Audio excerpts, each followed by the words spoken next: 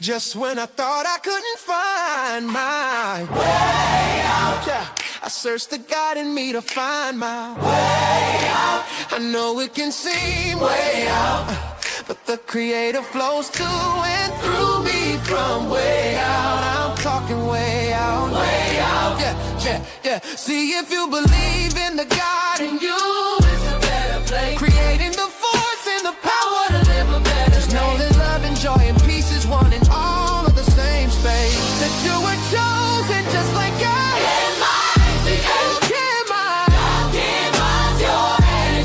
That's right. I'll give myself. Only you can make the change. I'll give myself. Share your attitude. I'll give myself. Shine so bright from darkness to light. Hey, hey, hey. From darkness to light. Yeah. And you'll find your way out. Yeah, yeah. Oh, it won't seem way out. Yeah, yeah, yeah. The power of God will flow through you from way out. Welcome. I'm your host, DJ Genesis, and this is Alchemizing Energy. And today we are talking about that, the new kind of like understanding that there is a huge shift happening at our HBCUs. Something is shifting. A lot of people don't want to talk about it. We're seeing conversations pop up around places like Morehouse College, institutions that have been historically pillars of Black excellence, discipline, cultural identity. But now the question is being asked, are HBCUs evolving? Are they being pushed into something else? So tonight, we're not here to attack anybody. We're not here to disrespect anybody. We're here to ask real questions, because some people are saying that there's a cultural shift happening on HBCU campuses. Others are saying it's just growth, inclusion, and reflection of the real world. Is this about identity? Is it about culture? Now we're seeing in a very huge pillar, of male excellence. You're seeing a huge gay population. Morehouse is in Atlanta, and now you're seeing more gay men joining Morehouse. And with that being said, people are tripping. They're not liking it so much. So let's hear some of the things that people are pretty much saying. Hold on, let me see this. Let me see the other one.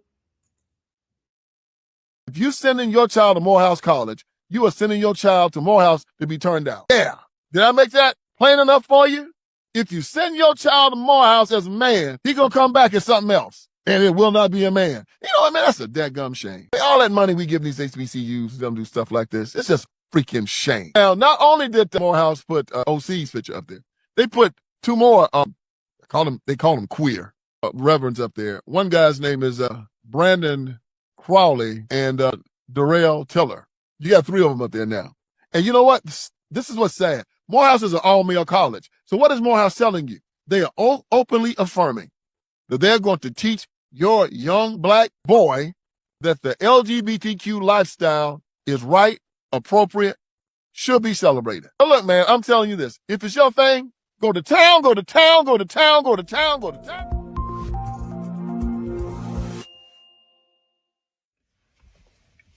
In the content creator space, Vincent Ellison is one of the few that are going to give me a run for my money. And so here we are at my Sunday seersucker edition, even though there won't be necessary seersucker suits. That's what I'm going to call it, because that's what I started. You just heard from Vincent Ellison talking about the debacle, the travesty of what's going on at Morehouse University. And so, brothers and sisters, this is another clear indication of why I postulate America is under the judgment of Almighty God, that the Negro church has apostatized writ large, and then finally, no evangelical seeking to be faithful to the word of God can't in good conscience align with the Democratic Party. Brothers and sisters, if you were to come into my home, you would quickly find out what's important. In fact, after running the Tokyo Marathon, I have decided to highlight my staircase with the accomplishments of my race. You look at my office and you see quickly what's important. You see pictures of my family and you see significant events in my life. And now Morehouse College has decided to celebrate an openly gay bishop in the chapel, which is the spiritual life of Morehouse College. And so I agree with Vincent. Of course, he's using hyperbole, but brothers and sisters, my grandson, I would not, if he came and said, Papa, what institution should I attend to matriculate? Well, it wouldn't be Morehouse.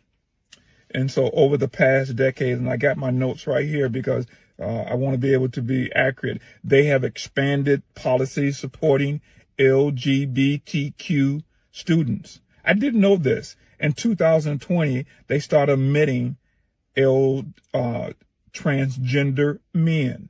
And then they have increasingly host LGBTQ affirming programs. And taken together, these developments suggest a significant cultural shift. It's a shift not towards God, but away from God. And people keep doubting my thesis that America's under the judgment, that the Negro church. Brothers and sisters, for evangelicals, this should be crystal clear. Genesis 1:27, male and female, he created them. Romans 1:26 describes same-sex relations as contrary to God's design. 1 Corinthians 6:9 and 11 warn that those who practice these things must repent. And so, can a evangelical institution celebrate sin? Well, apparently, according to Morehouse, they can. Brothers and sisters, if this is no big thing to you, it's an indication that you are thinking you're on the narrow road, but you're not. And that's why I come to the argument of my thesis. Brothers and sisters, I would pray that you would realize what it really means to be a follower of Jesus Christ. Followers of Jesus Christ, we seek to be salt. We seek to be light. We seek to be those crying with our voice in the wilderness. But yet and still, what do you see? You see institutions like Morehouse, contrarily, explicitly violating cardinal tenets.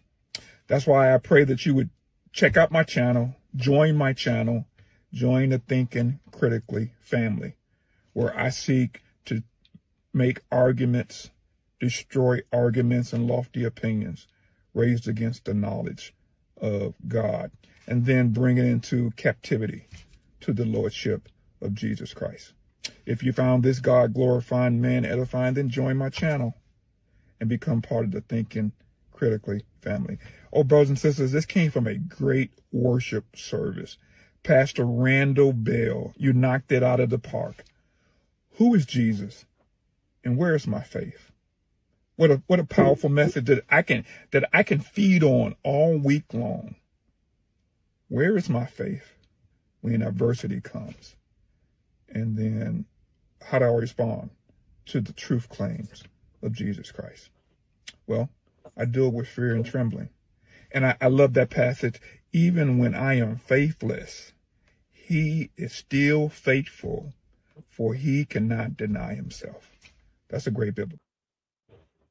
Well, I'll say this. It's interesting because, Morehouse being an institution of Black manhood, a place where a lot of Black men, I mean, even during the Bill Cosby era, when we had the show, he promoted Morehouse as a institution for Black men to like become their new, to be like the pillars of society.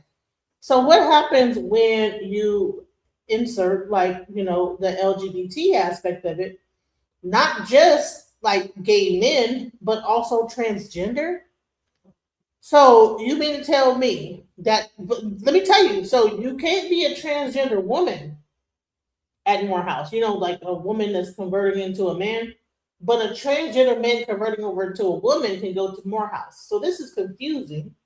it's in a very male dominated like world. Like, what is going on with Morehouse? Like, I don't know, but it was interesting because I got to see like some interesting things, like people's takes on it, and it's getting really, really interesting how people are they not down for this, like this whole thing. So let's watch this right here, where she's discussing it. Like, yeah, they're pretty much they're not feeling this whole switch to uh, this whole gay agenda. It's not being accepted. I'm sorry, people are calling me. But let's go. Here we go. Came to prominence during the Obama administration, who's married to a man. Let me go back because He got a portrait. A preacher who came to prominence during the Obama administration, who's married to a man. He got a portrait. Currently married to a man. See, when the devil begins to do things like this in public, that's Satan's way of saying, I got y'all now. That's why there is a rage in me. I'll be honest with you, there's a rage in me. It's called righteous indignation. What is going on with Morehouse College and Howard University? They're honoring debauchery and all sorts of evil. It's on full display. What is really going on? Why is it going on? And where is this going to lead us in the future? That is what I'll be talking about today on Chat with me, Linda B.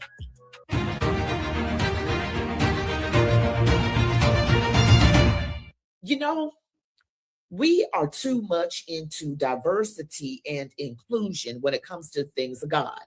We focus on things that we should not focus on. I'm going to be talking about the latest with Morehouse College and Howard University. Let's start off with Morehouse College. Morehouse College is an all-male private institution, an HBCU, which is an historically Black college and university located in Atlanta, Georgia. Now, Morehouse is really a good school by all accounts. I mean, it has a Morehouse School of Medicine, highly ranked school. Okay, it's a very highly ranked school, and people look upon it as, wow, this is a very prestigious institution.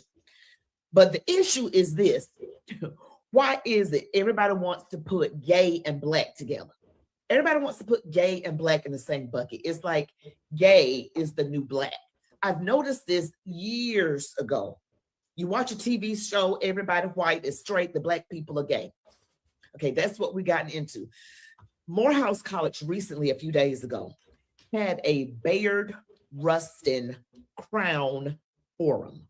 Okay, and you're going to say, all right, who is Bayard Rustin? Bayard Rustin was a civil rights activist who worked with Dr. Martin Luther King Jr. He was also a socialist, which is a step from communism. He was a gay man. Everyone in the civil rights movement knew that he was gay. Not dinging him for that, but it's just a fact. He helped organize the March on Washington, as well as the SCLC, which is the Southern Christian Leadership Conference. That is correct, the Southern Christian Leadership Conference. That is what he helped organize. And this man really was just all out there with men repeatedly. Sometimes I don't want to get into the details, but that's what they were honoring at Morehouse College. And at this forum, they unveiled a portrait, a painting of Bishop O.C. Allen of the Vision Church, which is a church in Atlanta, Georgia. And if you don't know anything about Atlanta, Georgia, it has the very prominent alphabet community. And also this man, O.C. Allen, is married to Richard Burgess, another man. Okay. And my question is, what is going on here? All right. We've been going down this road with Morehouse College. They started in the fall of 2020, admitting into their institution women who identify as men, but they will not admit men who identify as women because they're going by how the person identifies. Okay. And again, Morehouse College has been going down this road for a while. I want you to listen to a clip that's from over a year old and listen to what they're saying. This is a theological panel discussion at Morehouse College from over a year ago. But I do think we're going to have to contend with that because people are being more honest about who they are, right? And it doesn't look like the traditional type that we want to put out there, right? And no more are people saying, "Oh, well, you can kick me out your church, but we're going to form our own church, and we're gonna have our own places of worship." So this was, I'm serving in the Episcopal Church. I'm not Episcopal, but I'm thinking about it because of the fact, as an American Baptist, Baptists have a right to choose. Mm-hmm. But a lot of churches have their own law, right? Mm-hmm. On how they see things. Did you hear him, what he just said? He is thinking about joining the Episcopal Church. Oh. Now, let me just tell you what that really means. He grew up Baptist, but in contrast to the Episcopal Church, the Baptist, black or white, do not let the pastor develop his or her intellectual prowess before an increasingly discriminating congregation. Now, that was at Morehouse, again, a theological panel discussion. And that older man that just finished talking, you are too grown to be talking like this. And this is crazy. I didn't even know that Morehouse is an Anglican, like a Christian institution. Welcome to the panel, Man in High Castle. How are you doing? What are your thoughts? Oh, okay, he left. So I did not know that this was an institution that was a primarily Anglican Christian institution.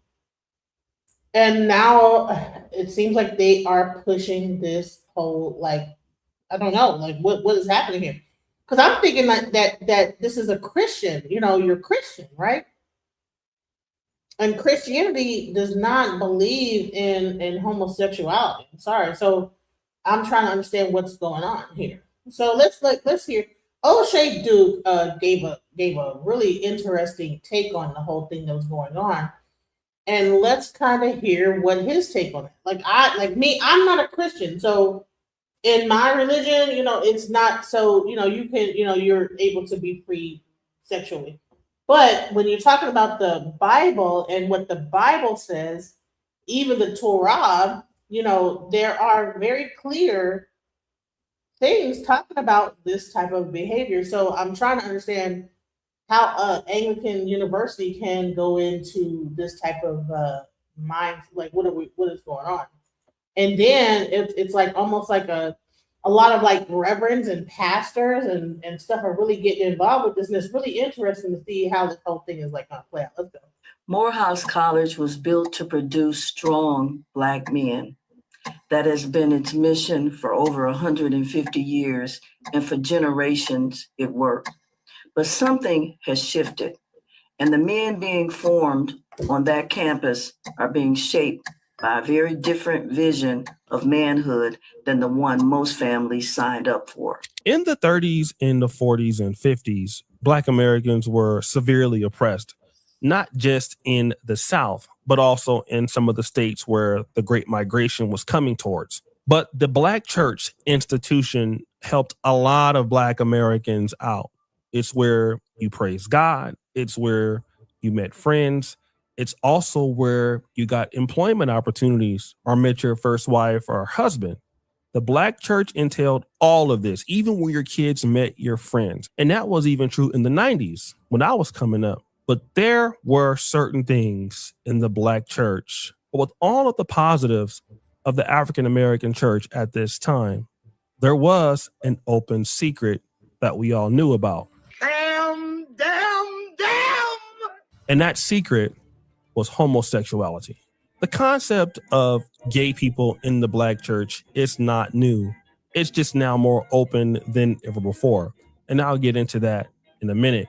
But in the 1930s and 40s in Black Chicago, in a section of the city called Bronzeville, there was a church called the First Church of Deliverance. In fact, the music that you're hearing right now, Jesus is the Light of the World, this is their rendition of that song. It was one of the most popular songs in that time era. And they had a pastor by the name of Reverend Clarence Cobbs. Reverend Cobbs came to Chicago in 1916 as an 8-year-old from Memphis. And by 1929, he would found his own church called the First Church of Deliverance. He started his church in his mother's residence. And in 4 years, he had built the church to its current location, which is 4315 South Wabash Avenue. There was a secret about Reverend Clarence Cobb's life. Now, the Chicago Defender was the heart of the Black community, and not everybody was excited about the First Church of Deliverance in Reverend Cobb's. It had become a recruiting ground for scandalous behavior. And on November 11th, 1939, the Chicago Defender told the Black community that the state attorneys were investigating Reverend Clarence Cobbs involving accusations of immoral conduct and scandalous rumors. And they were just not saying this, they actually had proof, because Reverend Cobbs had been arrested for immoral conduct involving a 19-year-old man who was a member of the First Church of Deliverance. The legal language of 1939 was this was charged as contributing to the delinquency of a minor, even though the man was technically adult. But what they were trying to do was to castigate this guy because it was alleged that Reverend C.L. Cobbs was gay. And this seems to be a really big thing happening in the Black church. Like I think there's also Larry Reed, and there's like some things about what his church is doing, like some kind of thing with that. Like it seems to be like a very prominent thing coming out. A lot of these pastors, a lot of these like people in music, all this stuff, they are gay, you know? And so is there like a big secret being held in the Black church that a lot of people are like gay? And now it seems to be spilling over into the colleges, and to where you have a person that's in like clergy and he has a husband and he actually gives thanks to his husband and everything. And honey, I'm about to show that too. It gets really crazy. But let's go. Chicago Defender, who was more traditional and academic in the Black community, was coming after this guy because they didn't like the fact that there was this new gay pastor that had came up. He had these expensive custom-made suits. He was not married to a woman. He had luxury charge, and he was looked at as being exploitative because most of his membership were poor migrants from the South. Damn. When he went to trial, a bunch of his members showed up to the courtroom in complete solidarity. Ultimately, he was acquitted, found not guilty. So instead of this particular case ruining Reverend Clarence Cobbs, it actually strengthened his own audience. And then also he had his own radio show. The First Church of Deliverance had probably the best Black choir in the nation. And he would respond to these allegations while over his own radio show saying, I am a full man. I am a full man, whatever you want that to mean. Basically, that can mean, well, regardless of my sexuality, I'm still a man, or this is not true. I'm a heterosexual man. But ultimately, he had too much power. And this is kind of the beginning of the end. Clarence Cobbs was too strong politically in Southside Chicago. He had at this time maybe 9,000 or 10,000 members. 10,000 members. And I bet you a lot of them were women. Here's the thing, and I hear it a lot, is that a lot of times it be the women, because you know, most of these congregations are made up of primarily women. And you can guarantee that the majority of his congregation were majority women, because you look out to the congregation behind him. Majority women standing behind, even knowing that he might be gay or whatever. But this is going against like what the Bible says, right? The quote unquote Bible. If you believe in the Bible is against this. So I'm just trying to understand like where we're going with it. Like how does this happen?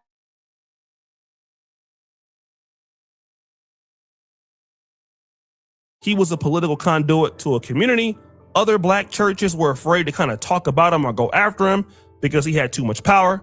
And literally, you couldn't prove that he was gay. I mean, nobody was there in the room. Some can say, well, maybe he didn't marry. Well, he was devoted to the church and to Jesus Christ. So there were ways to get around this. So this was a win, not only for Clarence Cobbs, but for the gay community.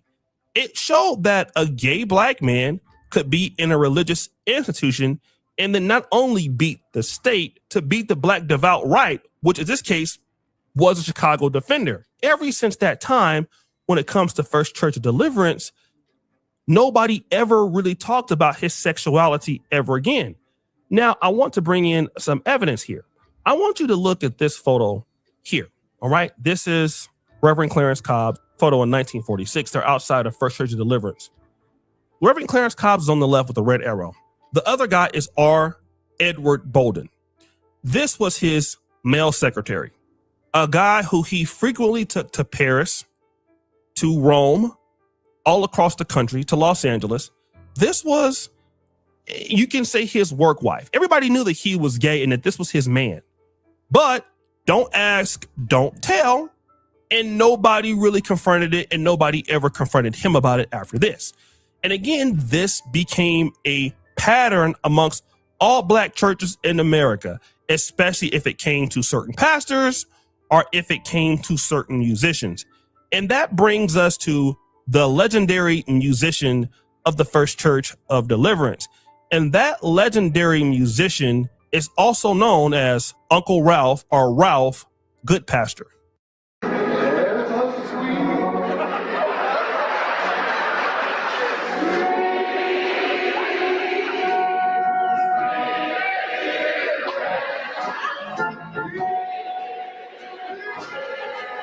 Now, I want you to observe Uncle Ralph's mannerisms. He also never married, just like Reverend Clarence Cobbs.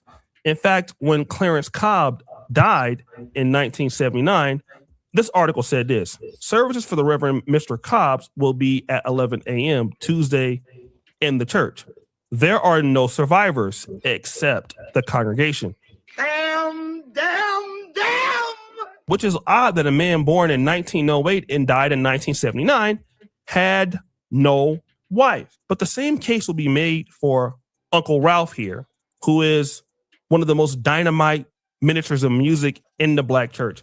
I want you to also, while we're talking about this, observe his behavior patterns as the choir is marching in.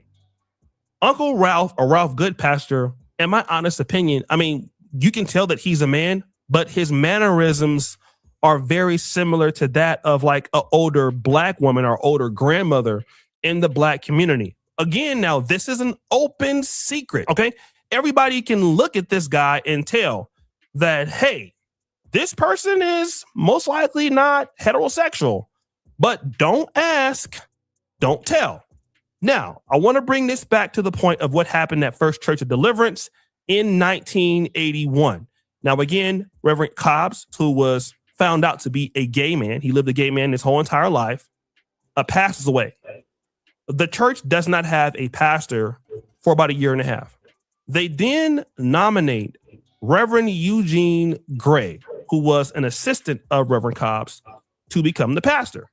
And also, Reverend Eugene Gray, just like his predecessor, also never married. How can you speak on marriage if you are in a gay union? Like, I don't understand this. Like, all right, let's go into this, okay? Because I think it's really interesting that we talk about the Catholic Church, right?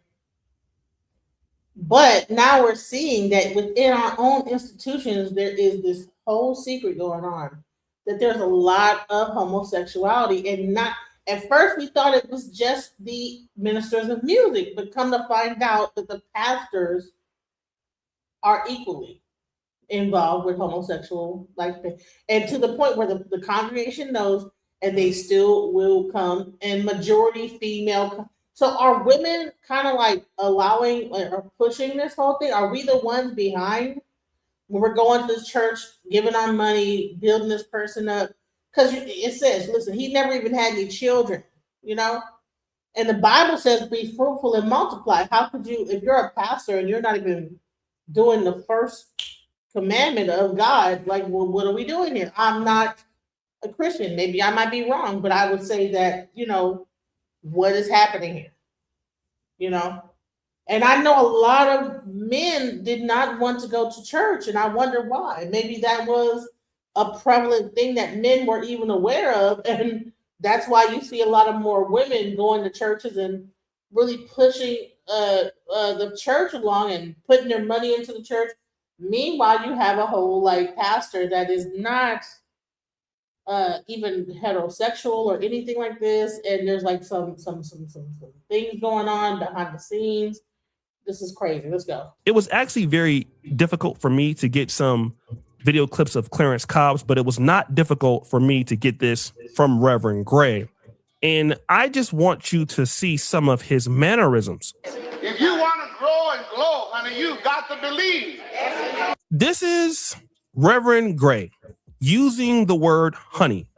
Now, he's talking to women and men in the congregation, but a man who is in his late 60s, 70s, using the word honey like that at this time, definitely is not something that a heterosexual black preacher would use.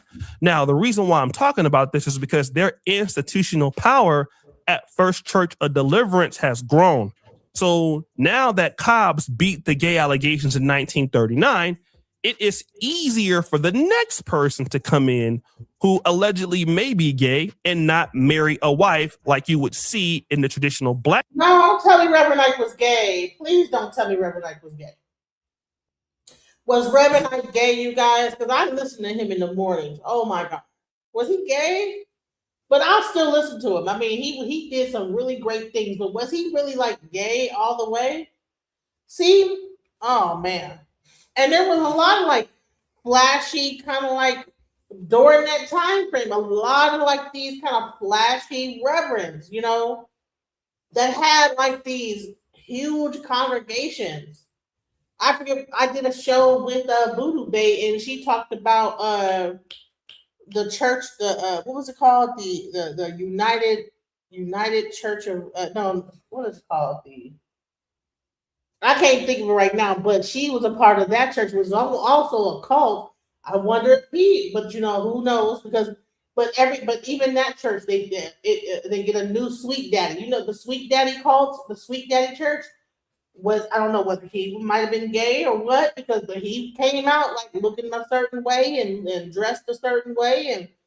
And what if we find out that all these pastors are gay secretly? This will be crazy. It will be a gut-wrenching thing about the church, and now we're seeing it coming out. Wow. Church. And we see that with Reverend Eugene Gray. Instead of being an outcast of Chicago's black church system, they have now transitioned into the institution of the black church as contributors to gospel music. So they are no longer outcasts in Chicago. They are the standard, especially when it comes to gospel music to a certain degree. And I just want you to look at some of these photos here of Reverend Eugene Gray, okay? Number one, here is Reverend Eugene Gray. I've updated some of these photos to what you would see in modern technology. That's his facial expression. We see him here in the white. Again, you can look at that for yourself. Here is him in the purple. I mean, it's a smile, but you can look at him here. And okay, it's hard. You can't tell his sexuality, but from looking at the pictures, well, you know what? I might be wrong about that. Listen, I'm not a Christian, so I thought the first thing God said with Adam and Eve and the thing was be fruitful and multiply. But that makes good sense. So North Star Alpha says it's not a commandment to have children. Some people can't have children, so that would not make sense that God would put them in that position. Good point. I mean, but the fact that the Reverend didn't have any offspring. Because he was in a male-on-male relationship. So, I don't know if I don't know. Let me not even get too deep into the doctrine, but let's go. It's different, right? It's different. I would say that from somebody who grew up in the church, this is different. This compares to other preachers of the time, okay? And I want to talk about this. For example, let's look at these group of ministers. The guy that is in the middle with the glasses, this is Bishop W.T. Phillips of Apostolic Overcoming Holiness. Look at these men and look at how they're looking at the camera. Some are smiling, but many are not. This is very masculine. You would look at this as masculine energy of the time. Not really, I'm not playing with you type of energy. Like, we're serious about God and about holiness. That's the look that these guys are giving. But you don't see that with Reverend Eugene Gray. And by the time he got into the pulpit, everybody kind of understood that he didn't have a wife and wasn't looking for one. But again, now we're at the don't ask, don't tell. Okay. I don't know which is worse though. A person that's not looking for a wife, that's serving his purpose. But here's the thing, there might be some secret ish going on. But the man that is like being a whore, too, in the church, like the pastor. You know what I'm saying? Just getting it in with all the women because he has like a whole female congregation and all of them want him and he just pimping them out. He just being a Mac in the whole pulpit like a pimp. So it's either you get pimped out by the gay dude or you get pimped out by the regular straight dude.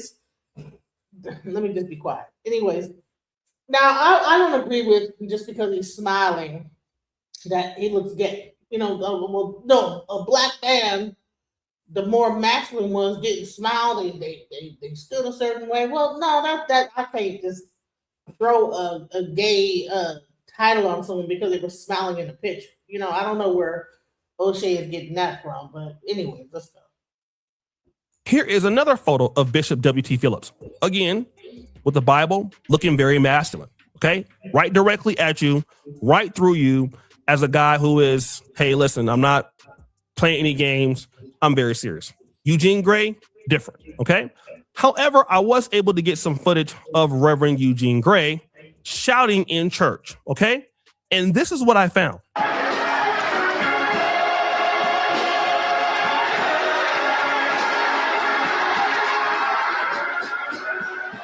So if you see Reverend Eugene Gray shouting here, this looks, in my opinion, very effeminate. It looks like something that a woman would do. I mean, these are clear signals, in my honest opinion, that this is a man who is, as the old folks would say, in the life, okay? Living a gay lifestyle. But it gets even worse when you talk about the temple of deliverance.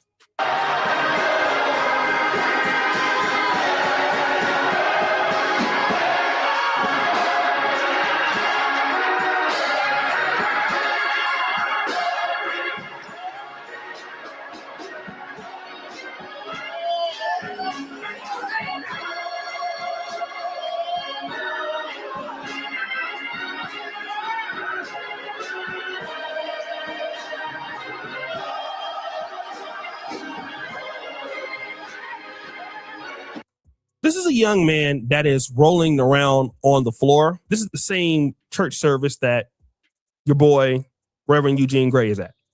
And from what I can see here, it looks like to me like this is a young man who is trying to show that he's maybe available to certain guys. I mean, it may seem like he's getting the spirit, but this is something that masculine men don't do in a holiness or a shouting situation. Again, anybody seeing this would look at this and say, hey, something is, a little bit off here. And again, this is an institution that is not gay affirming. They believe in the scriptures like everybody else, but you can see obviously what is going on. Then we see stuff like this. Here is some men marching in to a church service, or at least a part of church service. You have these men holding hands. Now, people hold hands when they pray, for sure, but holding hands like this is not common, okay? Let me just say this. All right, a person getting in the spirit or whatever, you never know what they might do. If they might roll around or do whatever. If that's what his spirit, whatever the hit him, and he felt like doing that. If he wanted to flip over and probably couldn't, you know, who knows? To say that he was trying to make himself available to men by doing that because he kind of like did like strap. I think it's kind of a reach. So I'm not gonna like just feed into that either. You know, if he got the spirit and the spirit hit him and he whatever it was, I don't know.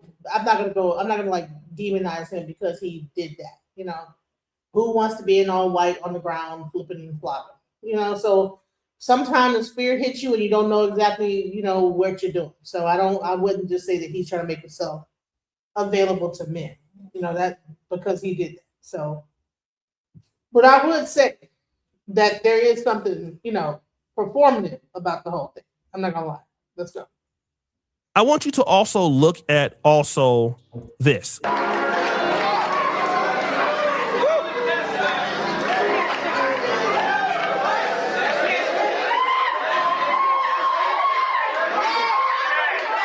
Here we have this man shouting very effeminately, the same church service, more or less using his hands to do it. And then there was something else that I saw that I thought that you should look at.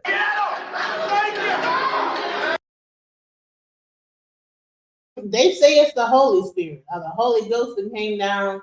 I don't know, you know, the Holy Ghost or whatever, you know, the Spirit of God that comes down into the church. So I don't know if it might hit people different ways. So I'm not against you know, Christians and if how they express themselves in churches, like they don't have a problem with it. I don't have one either. But so now, but the main thing is he is discussing how effeminate certain of things they were doing were kind of coming out.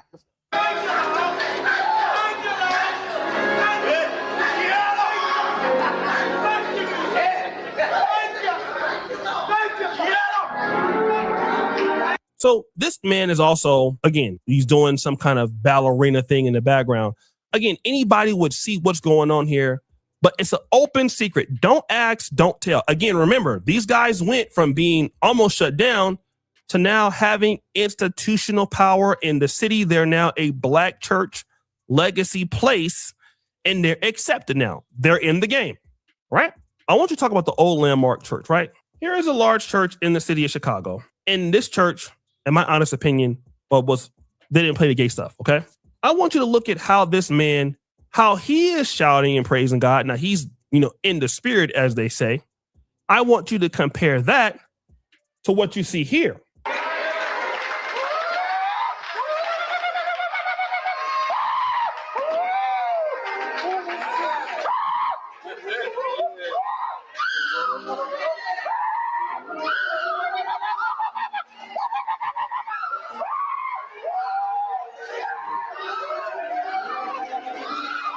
I didn't know if that was a woman or a man at first, but that's an older guy who I believe is not just shouting because he's so in the spirit. He's basically advertising for you know what.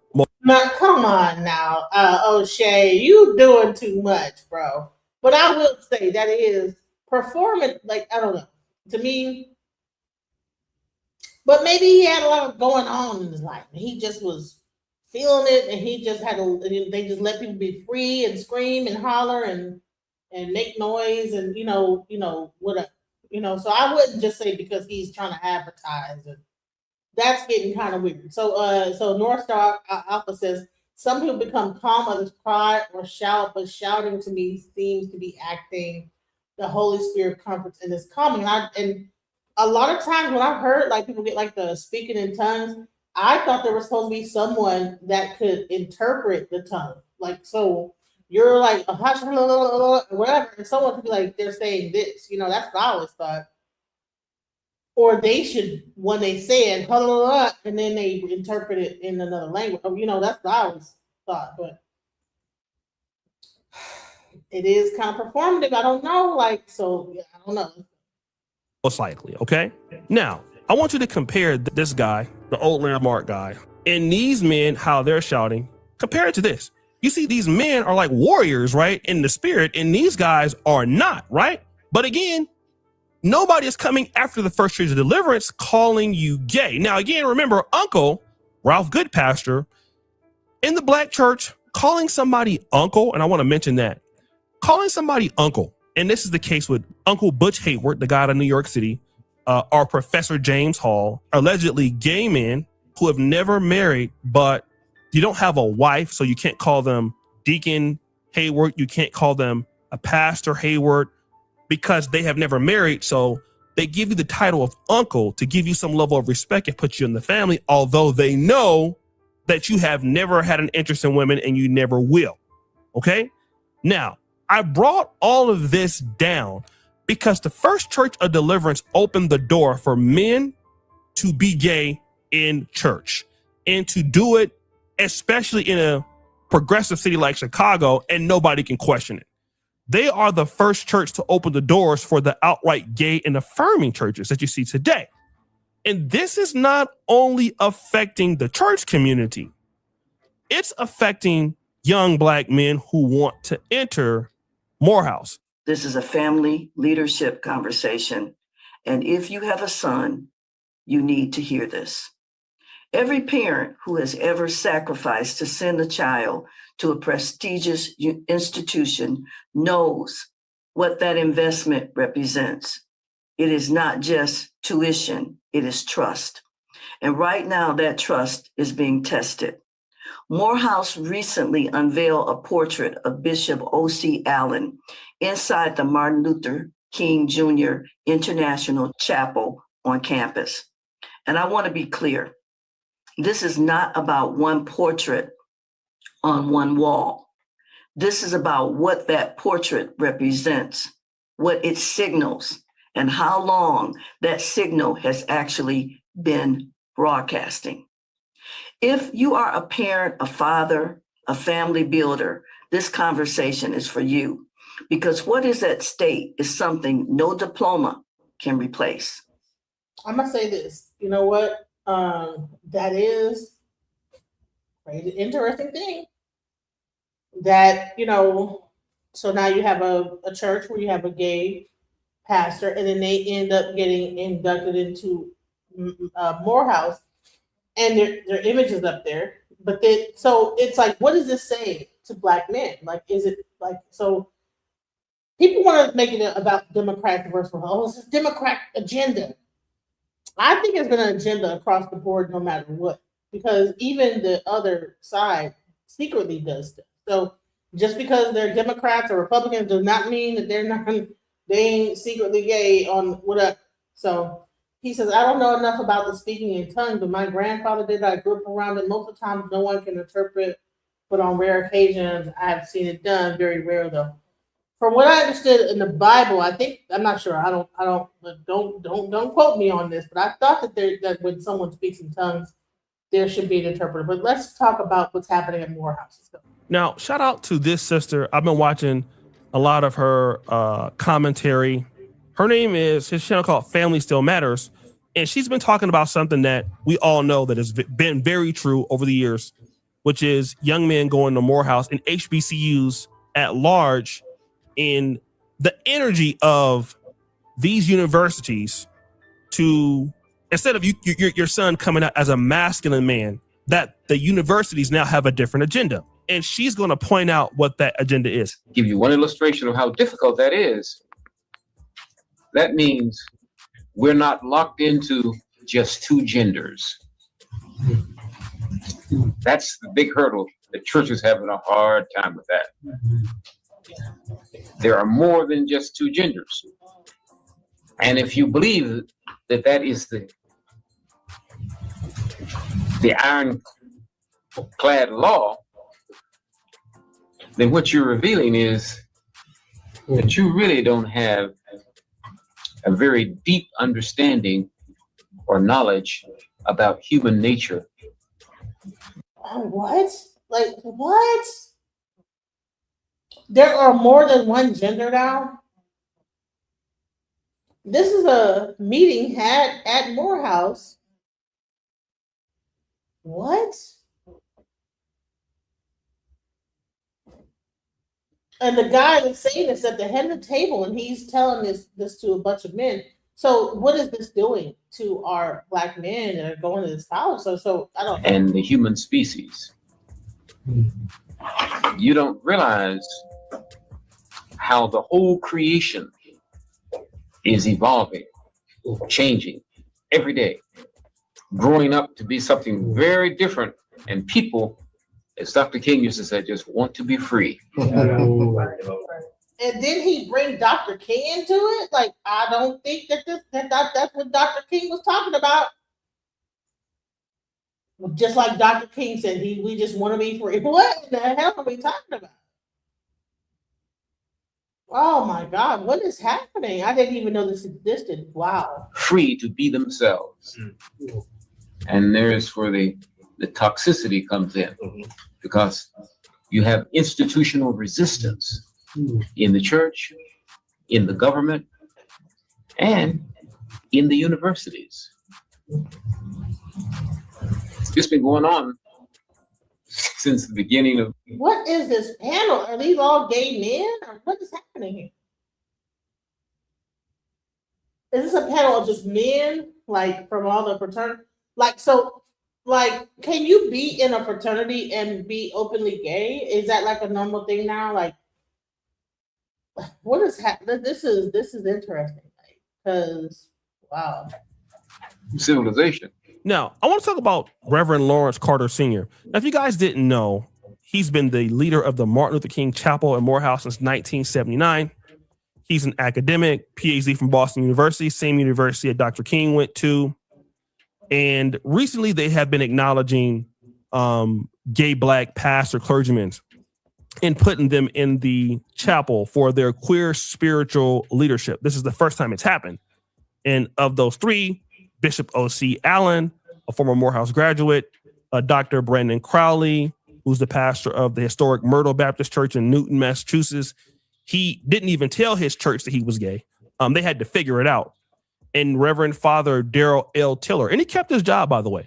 So this is what's happening. And you heard from this particular teaching that he's trying to tell people there are more than two genders. Now, in 1979, when he became the leader of Morehouse Chapel, I can guarantee you he wasn't talking about that himself. But the agenda to make Black men more at least appreciative to alternative ideologies, or maybe more effeminate themselves, is not just happening from, hey, somebody down the street happens to be gay or something like that. That's the accusation. No. It's happening in the academic institutions of the HBCU'S, such as this one, and that is her point, okay? I saw this when I was also at Howard University, although this is a more aggressive situation. And she said this.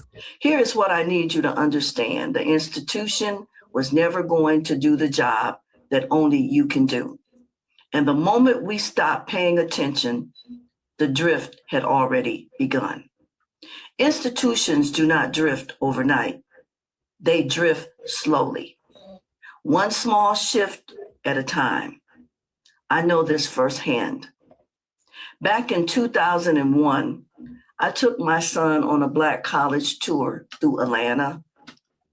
Morehouse had offered him a scholarship, and he turned it down. Not because the academics weren't excellent. He turned it down because of what he observed when we walked that campus.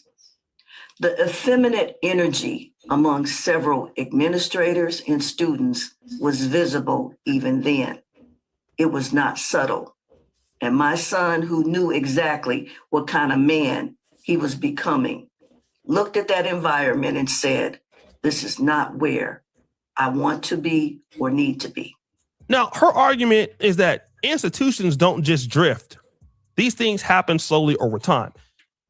Man, listen, I never heard of it either. And then when I looked into it, like the fact that they are accepting transgender women, like women to male type of things into the whole institution. And this is a Christian institution, by the way.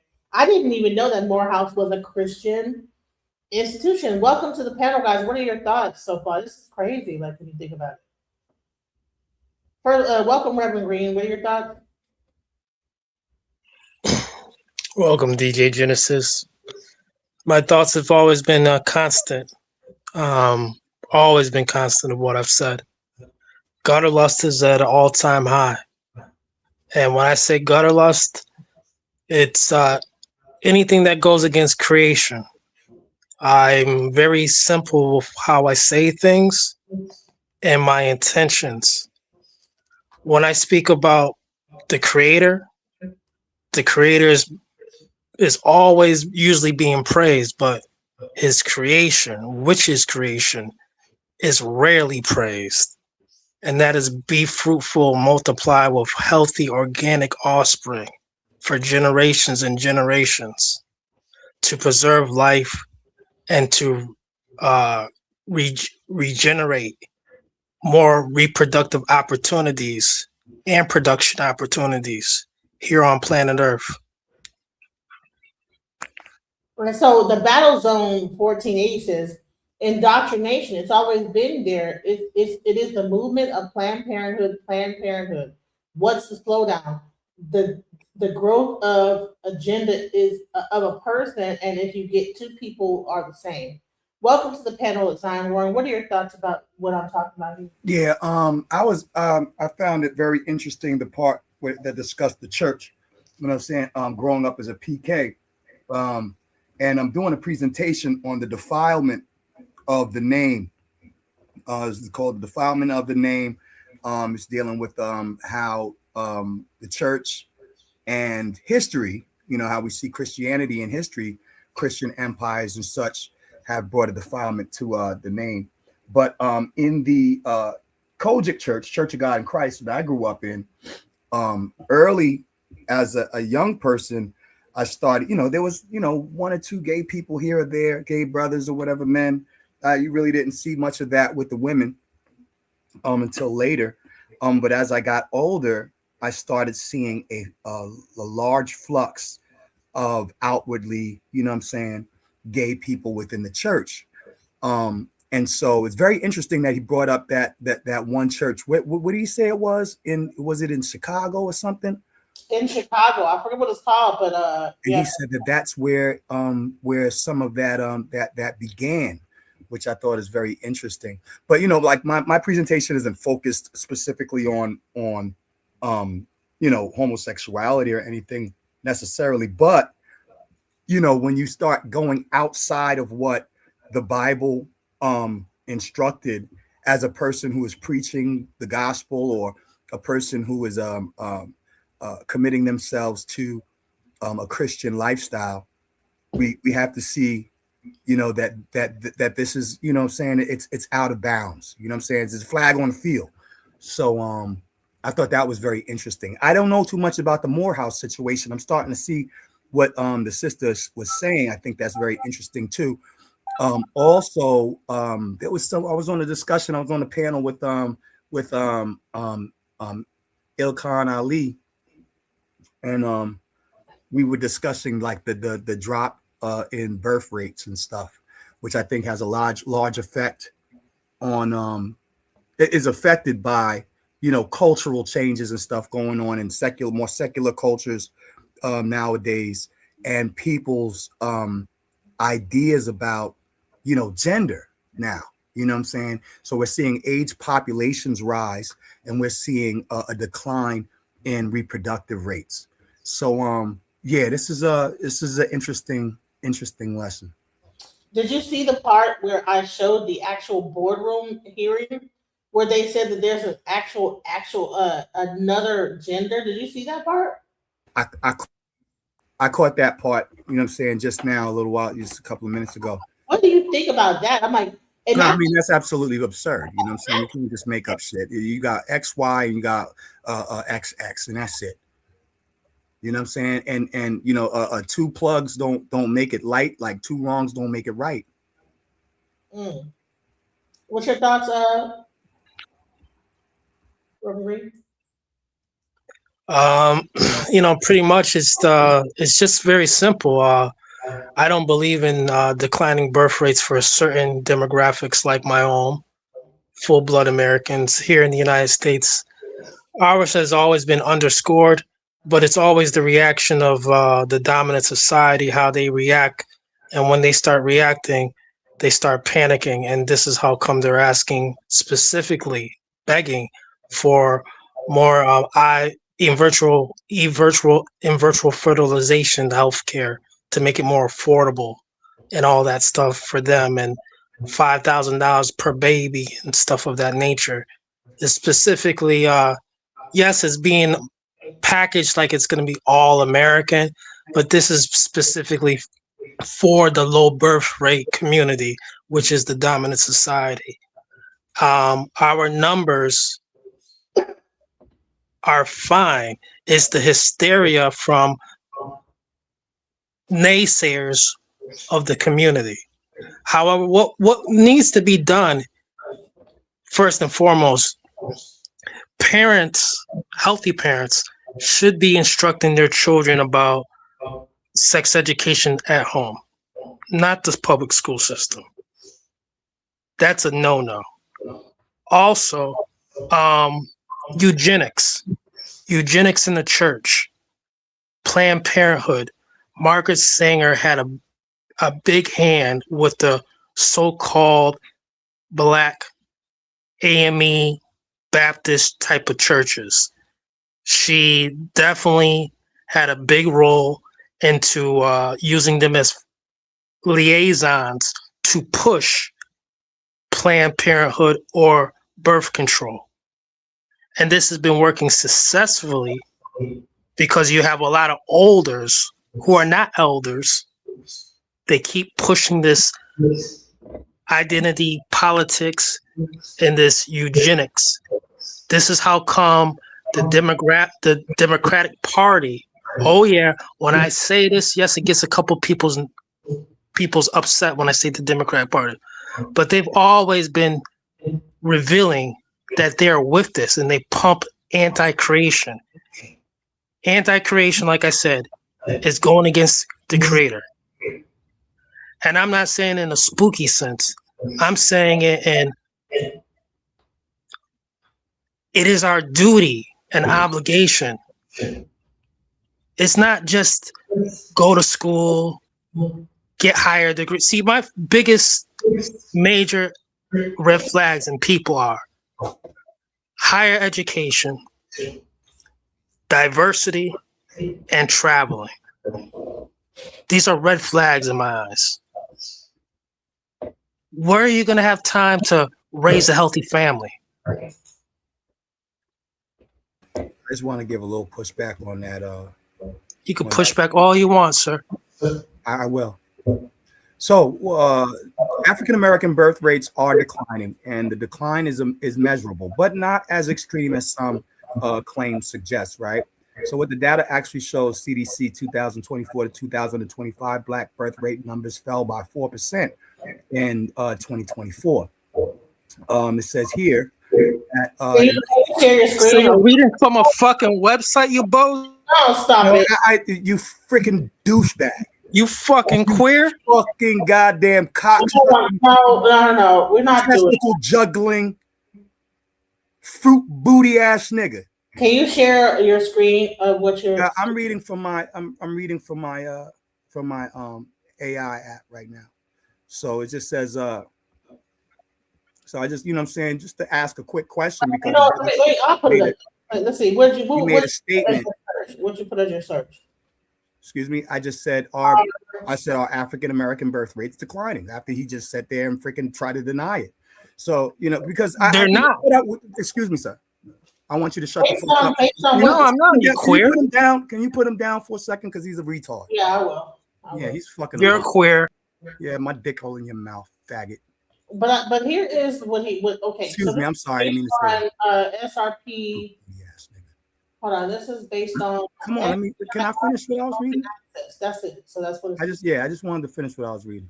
And see, for me, I don't just lean on my own understanding like the Bible says not to do, right? The Bible says to study to show thyself approved. So what I'm not going to do is just come out of my mouth and say something if I don't have information on it. Oh, you reading from something? Yes, I am. I cite sources because I'm a scholar and not a freaking daggone bigoted freaking daggone bum bump you know what I'm saying, full of his own daggone fucking goddamn propagandist thoughts.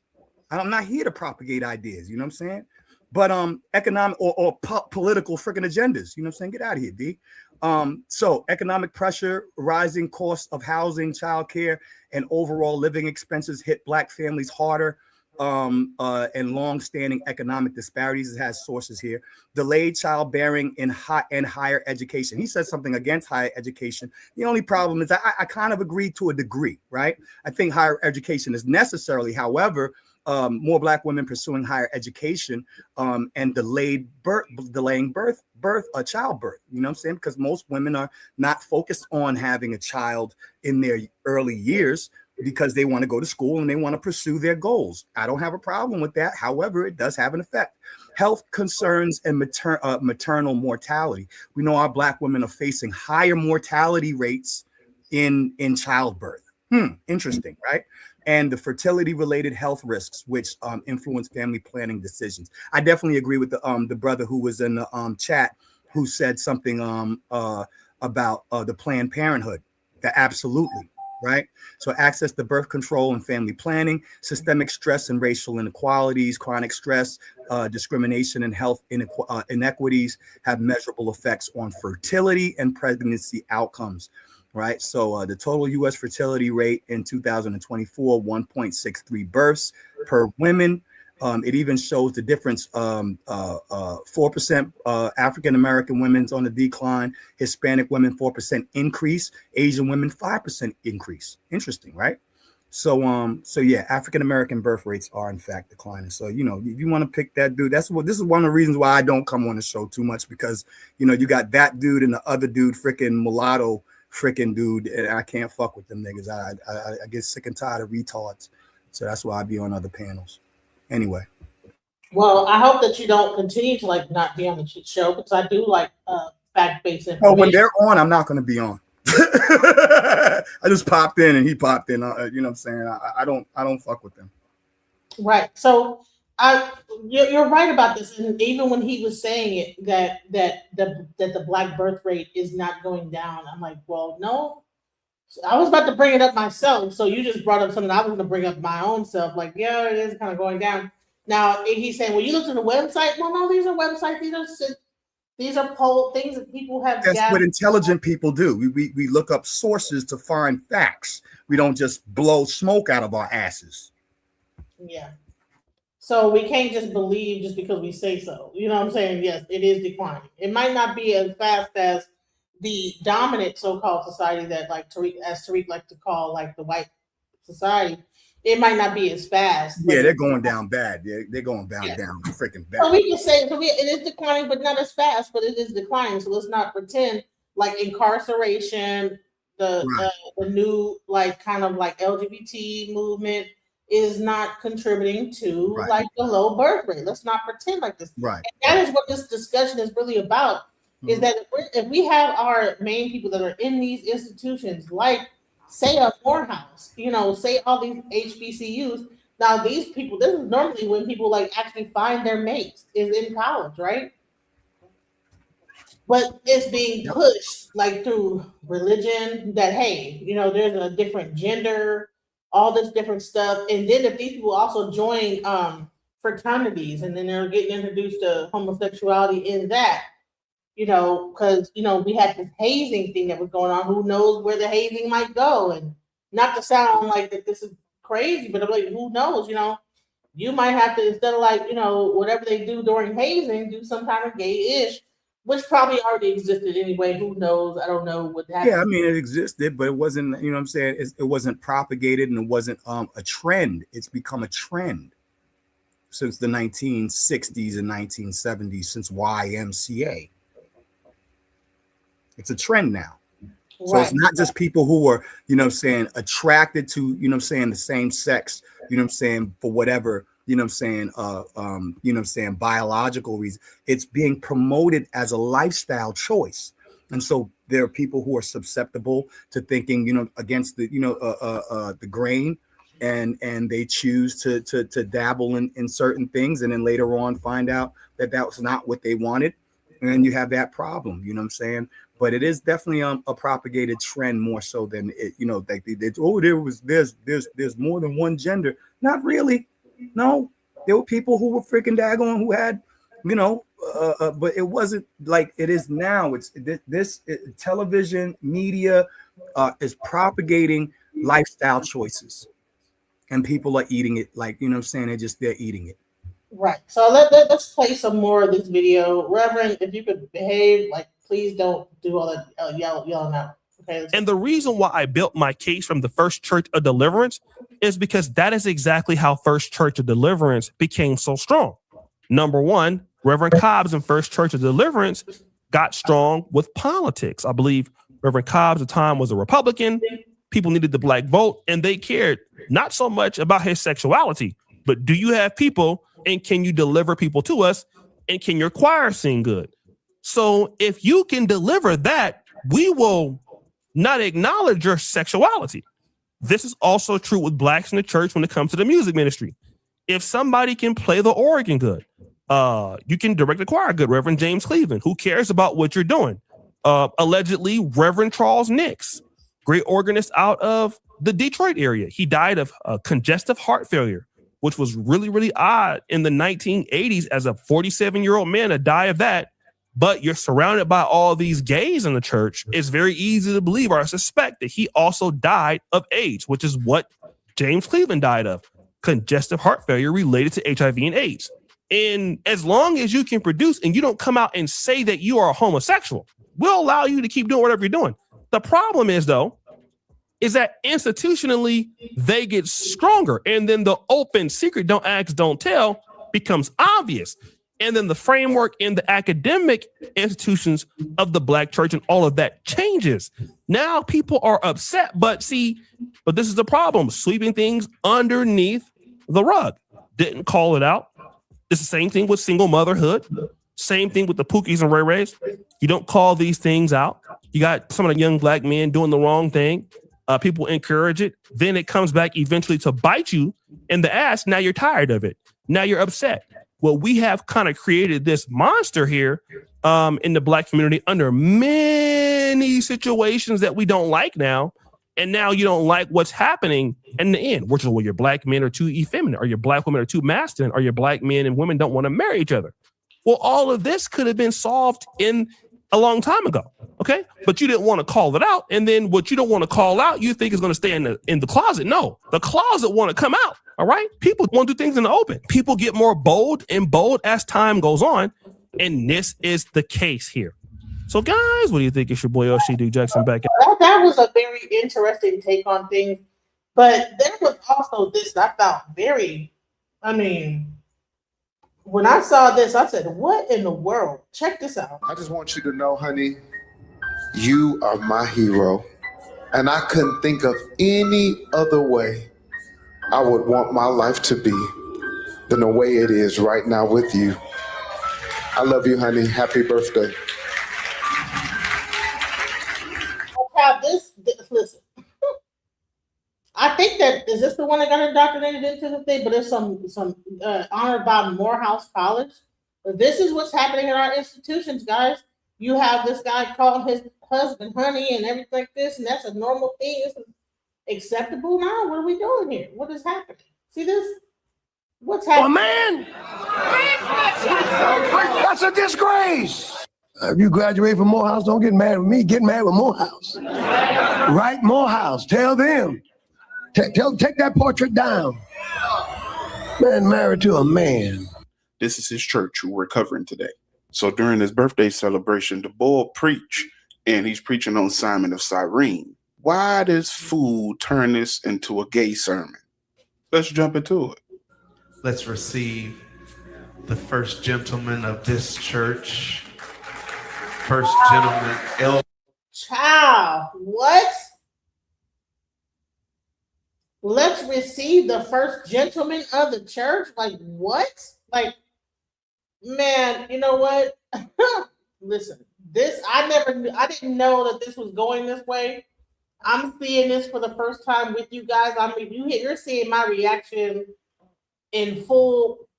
What the fuck is it? Like, I didn't even know that this was even gonna be I didn't even know this myself. I just found the clips about what was going on in Morehouse and did not see this beforehand. So you're getting my live reaction. Let's go. Rashad Burgess. I ain't never in my life heard of a first gentleman until I seen this church.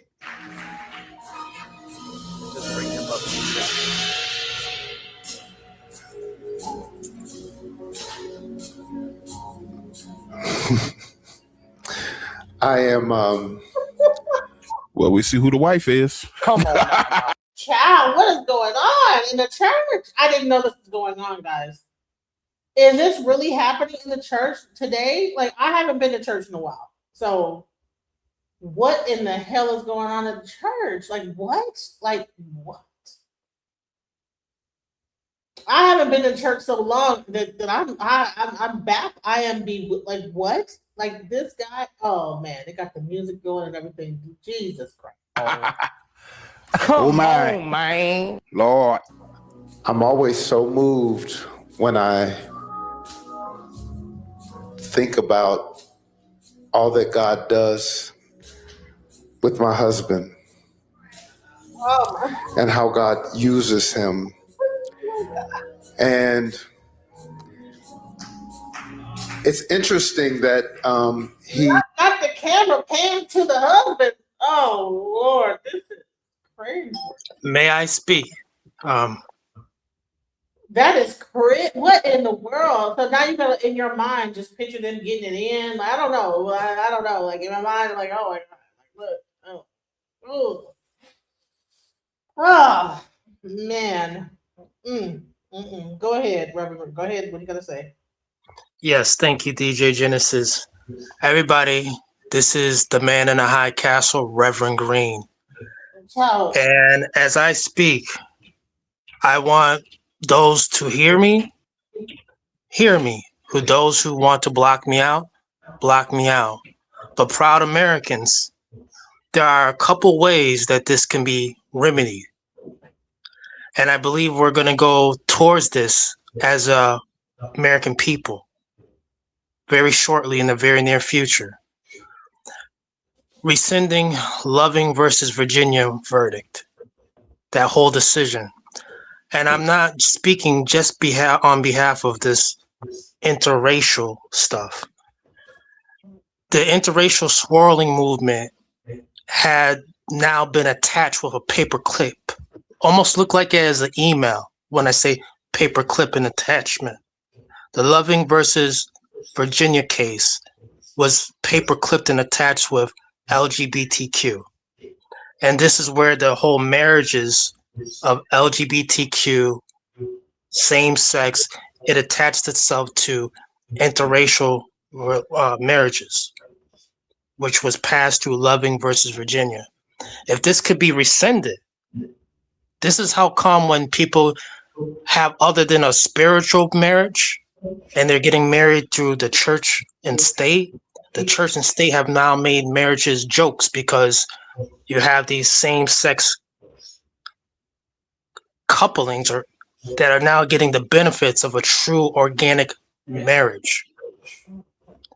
And I know that this administration is looking into things such as that. So don't be surprised, proud Americans, what happens next. And this is also wrapped in the insurance.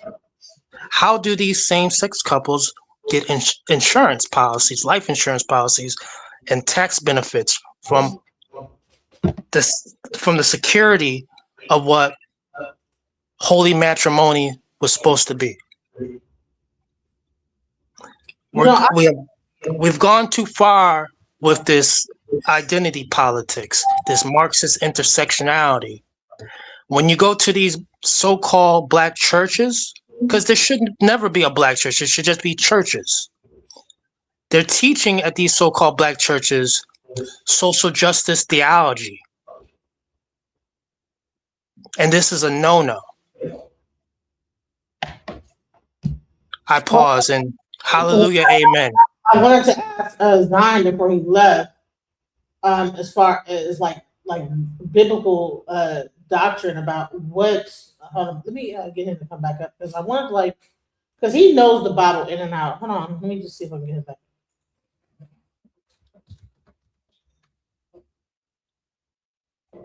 Because I don't think this is in the Bible. Like what's happening here is insane. Like, What does it have to be in the Bible about? It's about In science. so many and ways, he biology. had that near-death experience. Honey, I was looking, we watch a lot of National Geographic. It's very kid-friendly. And I was watching an episode about the Eagles. And it made me think of you and the way in which you are soaring after being kicked out of the nest with COVID. I think about how that was such a new chapter, and the way in which you are soaring, it gives me such inspiration. And I feel like I am a better version, and we are all a better version because of what you are doing and the way in which you are letting God use you. That's diabolical. And what many of you don't know is that in this season, he's been really navigating a lot. He's been navigating a lot in terms of health. He shared some of it with the church. In terms of with his dad, I just want you to know, honey, you are my hero. Oh my God. I get such inspiration from you. I get such, it's so Man, what the hell? What is going on? Let me say this, and I can guarantee you, if I were to look into the audience, you'll see a bunch of women. That is where the problem is. I'm not gonna listen. I get it. You could be a mother and your child could be gay, and you could be a mother and have a child, and you could be a gay mother and have a child as well. You could be a gay man and have a child as well too. Here's the thing: is that but the thing is that we're not talking about politics. No, I'm speaking about the truth. You could be. You don't. It's. Why are you interrupting me? I wasn't done talking. Stop. What I'm talking You about. asked me to come up here, DJ Genesis. Just because I asked you to come up here does not mean you interrupt me. And then you allow people to throw sexual perversions on people. What are you talking I've already said this already. You don't hear me saying this to no woman or a man. Oh, go suck my thing. But you keep allowing this stuff. So what is what? Reverend Green, listen, here's the thing. You actually got into him because he brought up his own fact and went on. No, he asked me to do. No, he didn't ask you to. No, listen, you actually. I've already told you about that. No, what you did is that when he began to speak about what he was talking about, you attacked him first, and then he said what he said. So if you don't want, so that's not a violation. No, first of all, why did you come at him, sir? Now you're changing my conversation that we're having into a personal and making it about you. What I'm trying to explain is that no panelists should have anyone. Listen, don't interrupt me, bro. Stop. Fuck you, cunt. Fuck you, you fat cunt. Your mother's a fat cunt. Your mother. Everybody's your whole bloodline is a fat cunt. Now you're kicked from the studio, bitch ass nigga. The fuck is wrong with you? You don't even know how to have a conversation without being an asshole and ridiculous. I told you that. I thought we had already cleared that up a while back. I thought that he'd be able to come up and have decorum. No. He's a bot. He's a He's a fucking bot. How do you fucking talk all about this administration? Give me them files, nigga. Where them Epstein files at? Fucking idiot. Yeah, no, he wants that. Let's talk about the homos. Let's talk about this man head in fucking goddamn Bill Clinton's nuts. But you got something to say. A freaking goddamn coon-tastic. Right. So let's get back into the subject because this is what the point is. Because I want to understand, okay, how can a person of the Bible, how can this be happening in the church? What is the breakdown in the church where this can even go on and then people be cheering for it? And I say it is with the women. I'm sorry. The majority of Black women are the ones that be in the church, run the church, and everything. And we are clapping for this to be the norm. Imagine how many, if you had your grandson coming to the church with you, grandmas be like, oh, encourage our daughters to I'll just take the kids to the church. And this bullshit is going on. What are we doing? This guy up here praising his father used to rebuke that heavy. You know what I'm saying? It was this one time there was this they had brought this choir director dude over, and he, you know what I'm saying, he was extremely effeminate, you know what I'm saying, and my grandfather didn't care for him because he felt like he had a homosexual spirit on him. So the guy hung around for maybe about a year in the choir and stuff, and granddad, you know what I'm saying, would drill. You know what I'm saying? My grandfather was notorious for preaching about folks in the church, you know what I'm saying, who were in attendance on the pulpit, you know what I'm saying? In the middle of his sermon, he's gonna call you out, you know what I'm saying? And so there's one Sunday, my grandfather, you know what I'm saying, started going in on homosexuality and gays, and he wasn't pulling no punches. I mean, he used the F-bomb quite a few times. My grandfather doesn't cuss, but he used that other F-bomb. You know what I'm saying? And so the dude, you know what I'm saying, left the church or whatever. Thank God.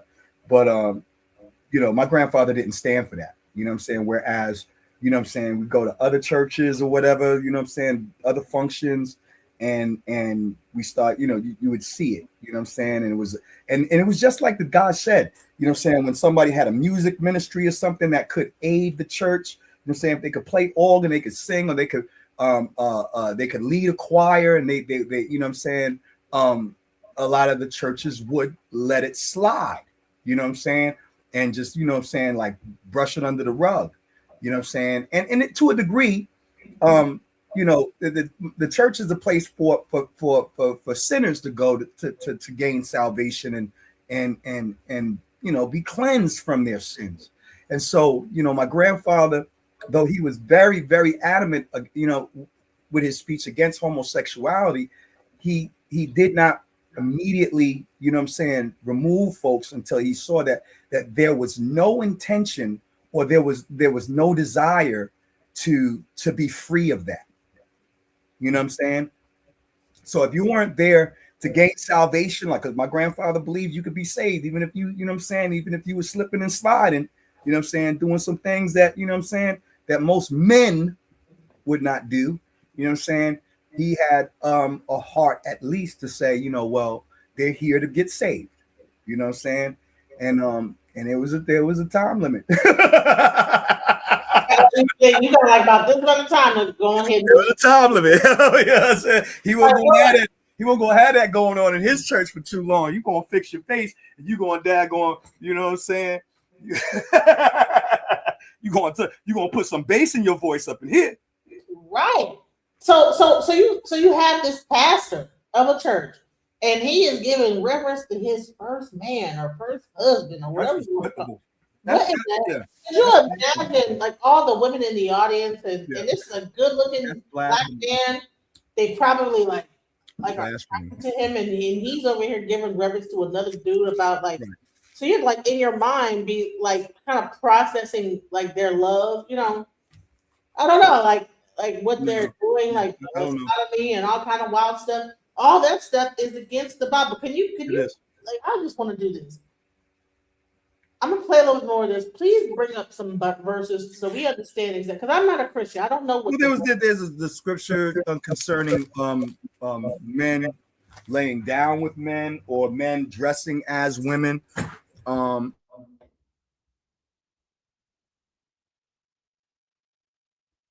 gonna play a little more of this. Go ahead and bring it up, and then when I get rejuvenation from watching the way in which you persevere, and the way in which you are able to flex from having an elders and leaders call to making sure that Kaylee picked up the clothes in the closet.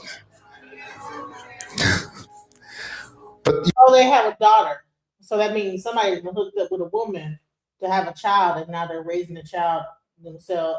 You are so dear to my heart. And I love you so much. I love you so much. And I couldn't think of any other way I would want my life to be than the way it is right now with you. I love you, honey. Happy birthday. He's going against Old and New Testament. Bro, can you imagine the men in the audience? How do you clap? How do you feel? But Like, I mean, if they're underneath a pastor like that, they themselves are probably freaking daggone having, you know what I'm saying, their own positions on their own sexuality. There's no way you're gonna be a man underneath the leadership of a gay man. And not, you know what I'm saying, and not have, you know what I'm saying, like this. I heard some male voices in the audience, like, yeah, I'm sure there was some male voices in there. If they were clapping, you know what I'm saying. I wouldn't. There's no way I would not have been in that church. But you got Leviticus 18:22, right? You shall not lie with male or as with a female. It is an abomination. Leviticus 20 verses 13. If a man lies with a male as with a woman, both of them are committed an abomination. They shall surely be put to death. Their blood is upon them. Jude 1-7. Just as Sodom and Gomorrah and the surrounding cities, which likewise indulged in sexual immorality and pursued unnatural desire, served as an example by undergoing a punishment of eternal fire. Romans chapter 1 verse 26-28. For this reason, God gave them up to dishonorable passions, for their women exchanged natural affections for those that were contrary. So this is when, it doesn't say anything about lesbians. Yes, it does. Exchanged natural relations for those that are contrary to nature. And the men likewise gave up natural relations with women and were consumed with passion for one another, for another man, committing shameless acts with men and receiving in themselves the due penalty for their error. And since they did not see fit to acknowledge God, God gave them up to a debased mind to do what ought not be done. Genesis 2 and verse 24. Therefore a man shall leave his father and his mother and hold fast to his wife, or cleave to his wife, and they shall become one flesh. Mark 10, that was Genesis. Mark 10, 6-9. But from the beginning of creation, God made them male and female. Therefore, a male shall leave his father and his mother and hold fast to his wife, and the two shall become flesh. So they are no longer two, but one flesh. What therefore God has joined together, let not man separate. 1 Corinthians 6, verse 9-10. Or do you not know that the unrighteous will not inherit the kingdom of God? Do not be deceived, neither sexually immoral, nor idolaters, nor adulterers, nor men who practice homosexuality, nor thieves. I mean, how do you preach every Sunday with this book in your hand? Nor the greedy, nor the drunkards, nor the revilers, nor swindlers will inherit the kingdom of God. 1 Timothy 1, verse 8-11. Now we know that the law is good, and if one uses it lawfully, understanding this, that the law is not laid down for the just, but for the lawless and disobedient, for the ungodly and sinners, for the unholy and profane, for those who strike their fathers and mothers, for murderers, for sexually immoral, men who practice homosexuality, enslavers, liars, perjurers, and wherever else is contrary to sound doctrine, in accordance with the gospel of the glory of the blessed God, which I have been entrusted. 1 Corinthians, I got two more. 1 Corinthians 7-2. But because of the temptation of sexual immorality, each man should have his own wife, and each woman her own husband. And last one, 2 Corinthians 5, verse 17. Therefore, if any is in Christ, he is a new creation. The old has passed away, and behold, the new. So yeah.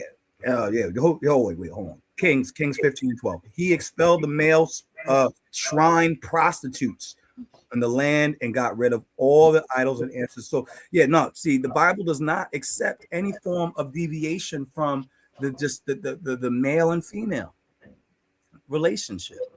You know what I'm saying? And so to be on that in that position of authority and holding that Bible and preaching from that Bible, you are literally skipping over verses and ignoring them and promoting sexual immorality to your church. You have profaned God. You blaspheming. Straight up blaspheming. So what do you think is happening here? Do you think it's because of the acceptance of the and then the? I can get prophetic about it, and the prophecy says that there will be a great falling away. You know what I'm saying, within the church, that there would these things would soon come to pass. The sexual immorality. There's a verse that says. Do you think it is the females that are accepting of this because they are the mothers? No, I don't think it's just the women. I don't think it's just women or just it's happening in the community on both sides, between men and women, right? So what was the perilous times? Let me hear how the audience sounds. I want to hear this is mostly women clapping for this bullshit. Let's go. You people in church playing around with God like this, that's diabolical. Sure is. And the clapping, the going along with this is even more crazy. Alrighty. Mostly women. Yeah, you know what? We're gonna deal with this. Can you imagine being out that thing with your wife and this is you're clapping for this? Like what? There's no way. I wouldn't have went in there. There was no way I'm going in that church. Me and my wife would have never. If we would have walked in and caught a whiff, it's time to go. It is time to go. Oh hell to the no-d. You tell your wife, okay, man, listen. Yeah, we're gonna have to. Yeah, let's go to the Catholic church course. I'm joking. Hey, anything is better than this shit. You know what I'm saying? Like, god damn, too much. What we doing right today? now? I'm gonna show y'all what's gonna happen to people that support this and support sin. Period. Y'all know once saved, always saved. Don't fly over here. Get over here! Isaiah 5:20. Woe unto them that call evil good and good evil, that put darkness for light and light for darkness, that put bitter for sweet and sweet for bitter. Verse 21. Woe unto them that are wise in their own eyes and prudent in their own sight. Look at verse 23. Which justify the wicked for reward and take away the righteousness of the righteous from him. So these days, man, we see sin ain't just no practice. This stuff is celebrated, supported, pushed, broadcast, and all that, honored and everything. Do you think the people clapping for this will also be punished in some way in like as far as because they're underneath leadership that, of course, I'm saying, their leadership can affect their own, I'm saying, if they're accepting of it. Well, it's not for us to stone nobody nowadays, I'm saying, and we are to try and, be loving and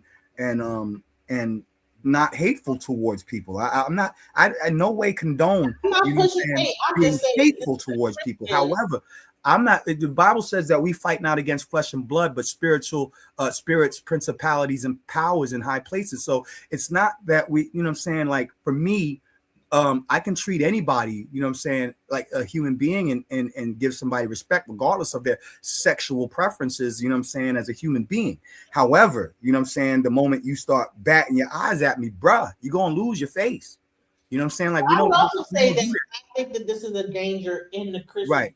Let me read this one scripture here, 2 Timothy real quick. And I won't do the whole thing. I think it's like 13 verses, but I'm not going to do the whole thing. But it says, and because from a prophetic, you asked, why is this stuff happening? The Bible prophesies these things are going to happen as well. You know what I'm saying? So if you're asking from a biblical perspective, I mean, I can come from a,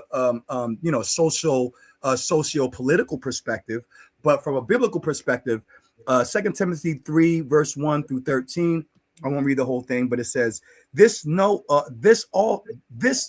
also that in the last days perilous times shall come, for men shall be lovers of their own selves, covetous, boastful, proud, blasphemers, disobedient to parents, unthankful and unholy, without natural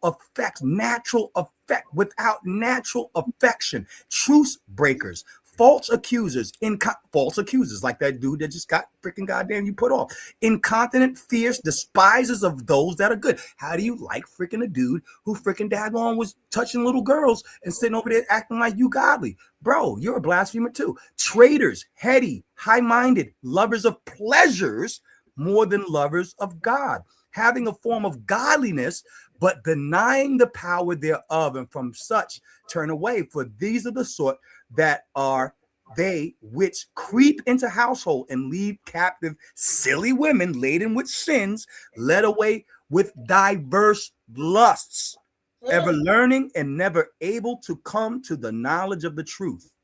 All right, so I'll stop there. Wait, hold on. Let's go into that. That they would leave a woman with diverse lust. So that means a man coming into a woman, having sex with her, but then leaving her to like kind of lust after him, and he's not really planning on. He's not there. Yeah, that's diverse. Yep, that's also that what that also represents. So that's where Alexis K. Tyler talked about that whole thing about that this woman's kind of a dog kind of man, and then the woman is that's where she gets. And he basically finessed her or played, you know what I'm saying, player. That's exactly, you know what I'm saying, lead to creep into houses and lead captive silly women laden with sin, led away with diverse lust. They become laden with sin because they're laden with men who really have no intention of marrying them, no intention of keeping them sacred. See, your body is sacred. A woman's, you know what I'm saying, yoni is sacred, very sacred. This is, you know what I'm saying, it's not for everybody. You ain't supposed to get at her for everybody. In the same way with men. You don't have any belief, right? Same with men. Any belief or anything holding you accountable, then you can just do this and you can just do whatever, right? You can do whatever, but you don't realize that it does have a effect on you psychologically and biologically. You know what I'm saying? When you're sleeping with multiple people, you know what I mean? Men too, it still has a negative effect. A lot of men who are lustful and who are always chasing after women, there's something wrong. You know what I'm saying? If you're not trying to get married and you can't be faithful to one woman, you're chasing something that there's a psychological disconnect. It's like a drug. You're chasing it like a high, And I would say that so if you're into cootie hat like a drug, you're looking for oxytocin, you're looking for cortisol, whatever it be, and oxytocin to kick in, and that love hormone to kick in, and then that dopamine, serotonin to kick in that moment, and then when it's over with, then you're looking for the next high after you come down. And for some men, I think that who are, you know what I'm saying, promiscuous and always, chasing women after women, think that every woman that they see, they got to holler at. Any freaking woman that walks past them, they got to look at their booty and look at their breath. Dudes like that are having an issue, have mommy issues. You know what I'm saying? Like they really freaking either hate women or they're yearning for something that their mothers never gave them. So what do you think of that is going on with the gay thing? Do you think that this is like because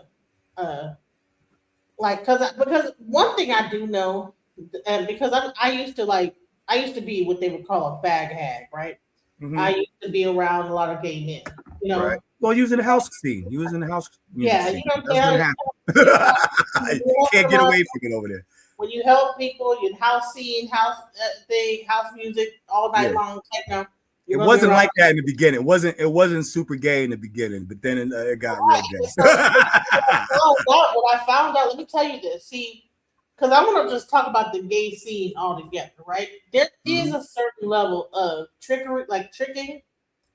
A lot of gay men will trick on the younger gay men. Like that means spending money to sleep with them. So it's almost like a prostitution level of type of stuff that's going on with this thing. Drugs are involved. So to me, when I see a couple, like, okay, they're trying to make it godly, like, oh, like you we're in a normal household and we just doing this and that and da. I'm like, but where'd you meet him at? Right. A parking ride. I'm saying, like, how did y'all even get together? You know what I'm saying? Because, when I think about the gay scene, I think about drugs, I think about methamphetamines, I think about what do they call poppers, all type of wild stuff come into my mind. Did you meet him on Grindr? How did you meet this guy that you're so in love with right now? Grinding. Parking ride, or they met him in the church. Met him in the choir. Either parking ride or the choir. Do you know there's an app where you can it'll like tell you the person within a vicinity called Grinder. Because I was around gay men, they'd get on this app called Grinder, and then this app will tell them who was gay in their area or who was around them, and then they'd be able to go into a bathroom and do whatever. You know what I'm saying? Don't fool around. Go to like the workout club. Go to the gym. You know, there's a lot of weird stuff going on in gyms. They got certain areas they meet up at. Where'd you meet? I used to work. I worked in fitness for a long time, B, and I used to get really upset. You know what I'm saying? Because like after you're, you know what I'm saying? Like I don't know where. Honestly, I think a lot of it does start with the American culture, not just the church, or you know what I'm saying. In sports, you know what I'm saying? Men, I never really cared for gym. Now, that's why when I went to school, I didn't play basketball or football or anything like that. These dudes are walking around each other butt naked and shit in the fucking locker room. That shit is just disgusting and they to me. doing little stuff, hitting each other on the behind, and doing each other on the butt. You know what I'm saying? They think that it's just, you know, oh no, it's, you know, it's innocent. You know what I'm saying? American culture. No, that shit is fucking faggot. Excuse me, I'm sorry. It's gay. Yeah. It's gay, and I don't like it. So I said like my son used to say when he was a baby, I don't like it. So he's like, no, I don't like it. Playing basketball, dunking on somebody, put your balls on their head. Crazy stuff. Yeah, like I'm not with all of that. So you know what I'm saying? There was Bradley Curtis Johnson, all type of weird stuff. So yeah, like yeah. So I think that it definitely has its root within the American culture. I mean, you got to remember a lot of the cats that were coming into this country from Europe, you know what I'm saying, were doing crazy things. That, you know what I'm saying, even in slavery, you had buck breaking and stuff. You had them the things that the atrocities and the sexual violence. Yo, there is a search. So most people, and I've been studying a little Sigmund Freud and stuff lately. Because I have another presentation I've been working on that's been taking me a long time because it's so freaking daggone detailed. But anyway, Sigmund Freud talked about, you know, your psychology and things that you say can oftentimes show, you know what I'm saying? It's like called a Freudian slip. Like it shows your thoughts. So when they engage in certain communication and say certain things, you know what I'm saying? You know, you can read off of that, right? So with the psychology thing, if you looked at like the old, you know, the Europeans who came across, even now, people in power, they desire the forbidden fruits, so to speak. You know what I'm saying? They're rich, so they feel that they can, you know what I'm saying, go to some foreign country and touch a little girl, you know what I'm saying, or touch a little boy anyway. They desire things that most people could not afford to do or get away with because they don't have the legal protections to get away with stuff. You understand what I'm saying? Right. So I would say that this culture, you know what I'm saying, it definitely came in through the colonizers. And we were talking about the Catholic Church and all that. We were that goes back to Ganymede. That goes back to the worship of Ganymede. And so here's the thing. So we're seeing in the Catholic Church that we had that whole pedophilia with the kids, little boys, all that little like people that was like bringing the candles in and all that little altar boy stuff. Right. And we were making fun of them, but look at what we got going on here. You know what I'm saying? What is going on? Right. You got the narrative. And now you had the Catholic Church, then you had the what was the other church that kind of went down about that? Like, but bottom line is that we're being brought to the fire. Even our own churches, what's happening? Let's be real about it. Right. What you defend now and support now and agree with now, you're gonna be judged for it later now. You can't claim God and support sin. All right, let's get on to this stupid sermon that this boy preached. Let's stand for the word of God. Go to the gospel according to St. Mark. The gospel according to St. Mark. The time is far spent. I just want to read one verse. And if you'll trust me, we'll get through the rest. St. Mark chapter 15, verse 21. When you have it, say, I have it. I'm going to read from the New Revised Standard Version. It reads on this wise. Hold on, before he gets into this, is there a reason why he wants to go to the New Revised Version? I don't know. It's something. Yeah, he don't want to touch that 1611. You know what I'm saying? Like he got to go to the New Revised. He don't want to touch that one. He want to touch that. You know what I'm saying? He don't want to touch that original KJV. Listen, guys, I'm not a Christian, but I grew up as a Christian. I spent the first, I would say, 30 years of my life as a Christian. And then I got into E5. And I still read the Bible. I still I still, you know what I'm saying? Just because I chose another path does not mean that I completely condemn Christianity, because I believe that there's some good things within Christianity that people need to hold forward. But the thing is that the church itself is becoming demonic. I'm sorry. Let's go. I saw it happening in Nephi too, though, when I was young. Oh, it does. Oh, we'll get into it. I'm just saying. Yeah, my father. Let me tell you, I've been my latest shows. If you haven't seen him, Baba, even though he's a white Baba Lawo, he's been the one talking about all the inconsistency within EFA, using EFA to help drug dealers, and that there's a lot of gangsterism in EFA where people are using it to stop themselves from getting so there is things in EFA too. Also, right. So wherever there's gonna be human beings, there's gonna be some kind of freaking daggone nut baskets. Bullshit. There's gonna be some crap. There's gonna be some crap. You can't get away from it. So, the word itself is clear. What it's meant to do, but the thing is that humans, we pervert the word of God. We do it in Islam, Christianity, Ifa, Buddhism, everything, because people want to be they want to satisfy their own flesh, their fleshly desires. And let's go. Here we go. The Roman soldiers compelled a passerby who was coming in from the country to carry Jesus's cross. It was Simon of Cyrene, the father of Alexander and Rufus. They compelled the passerby who was coming in from the country. Somebody say the country. To carry Jesus's cross. It was Simon of Cyrene, the father of Alexander and Rufus. For the time that is allotted to me this afternoon, I want to preach from the topic, made for the moment. Tell your neighbor, you are made for the moment. But if I were to put a second tag on this text, since we're acknowledging Bishop's birthday, it would be, what a man, what a man. What a mighty good man.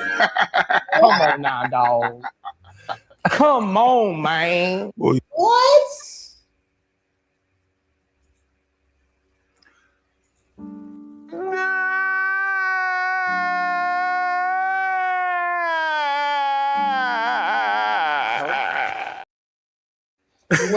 Wait, what did he just say? I was trying to read something. Let me go back. What? What the hell did he just say? Man, what? Hold on, because he went to Mark. He said some. Let's hear the thing. Maybe I'm tripping. Hold on. Is far spent. I just want to read one verse. And if you'll trust me, we'll get through the rest. St. Mark chapter 15, verse 21. When you have it, say, I have it. I'm going to read from the New Revised Standard Version. It reads on this wise. The Roman soldiers compelled a passerby who was coming in from the country to carry Jesus's cross. It was Simon of Cyrene, the father of Alexander and Rufus. They compelled the passerby who was coming in from the country. Somebody say the country.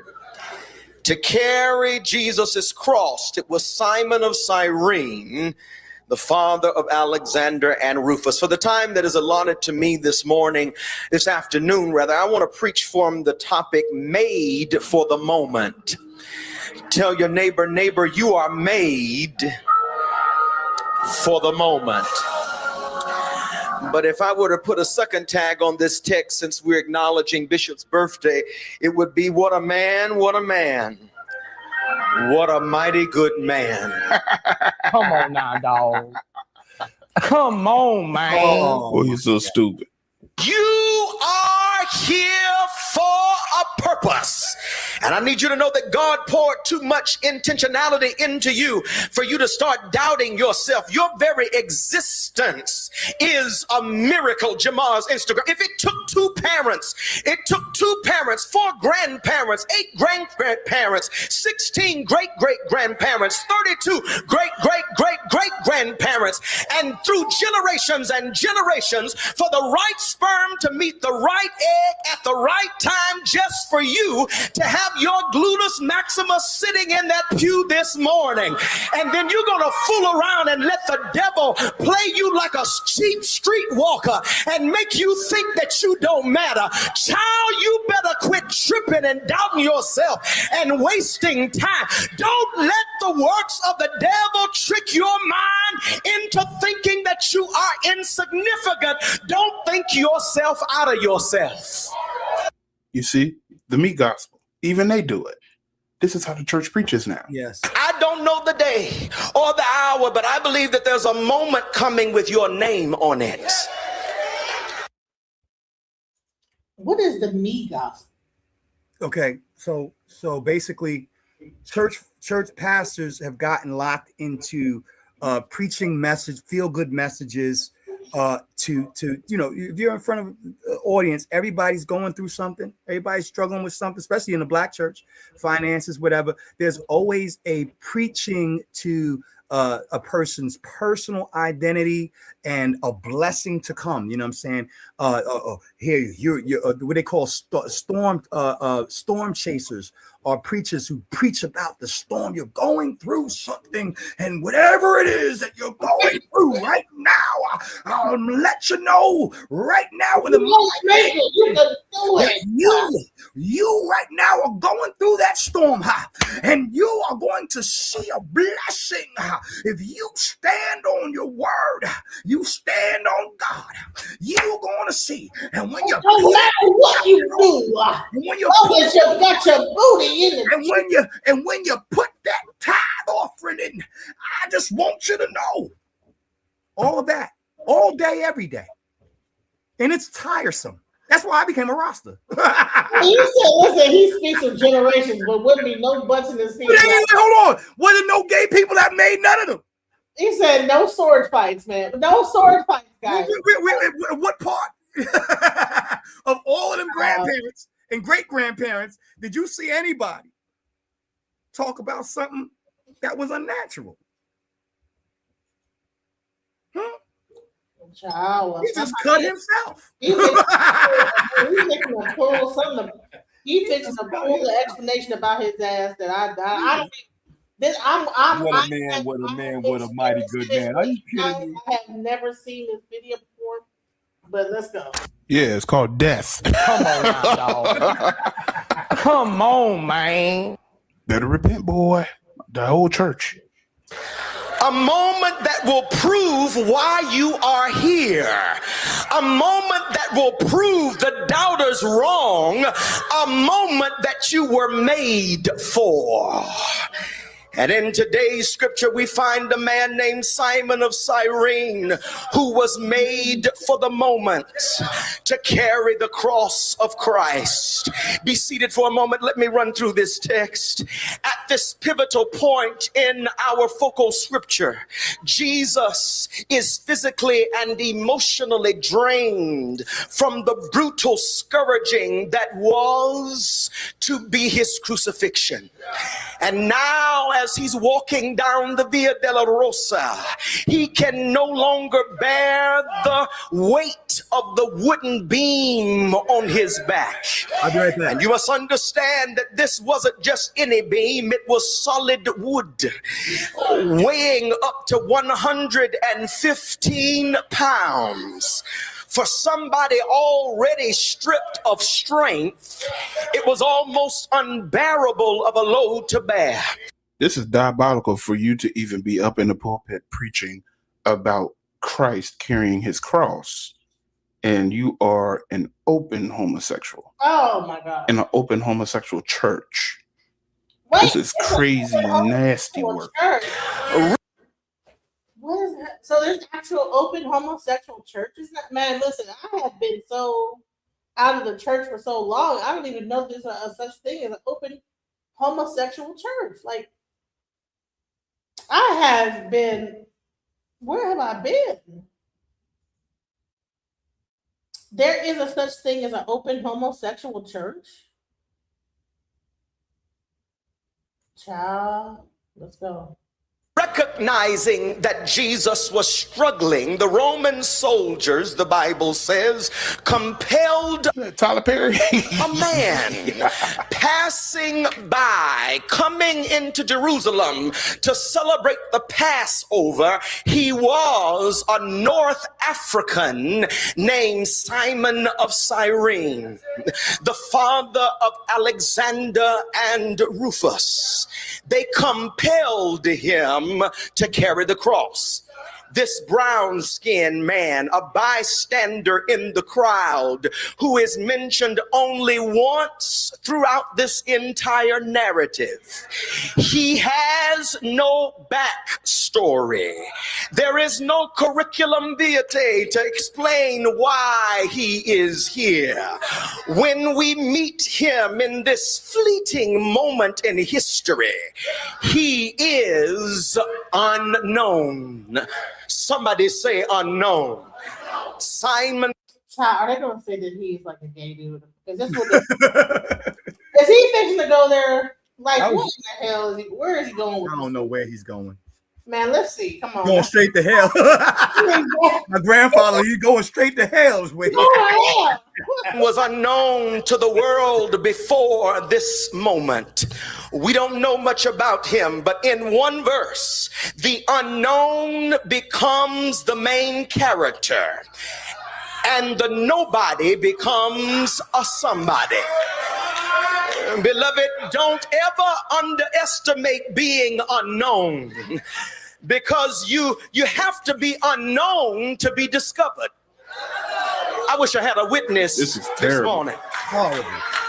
Being unknown isn't what the hell? I guess if you put extra emphasis on the words that you're saying, then that means that you're saying something. What are you talking about? Dude. The sheer pomposity. The sheer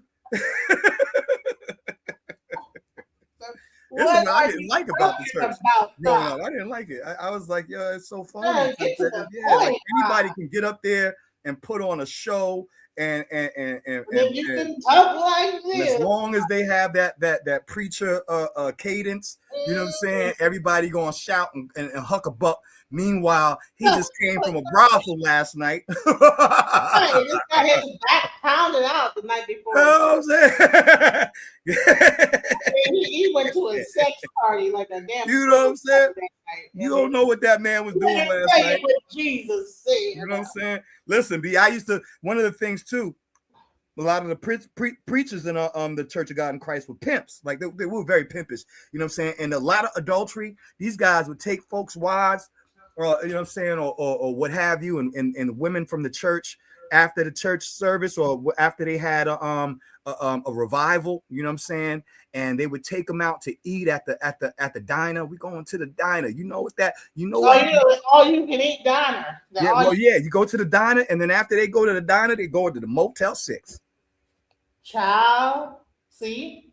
To the Motel. You know what? That is the beginning, because a guy that is insatiable for punani, there's something that's missing. They're like, okay, they're just trying to, you know what I'm saying? That's when Yeah, they yeah.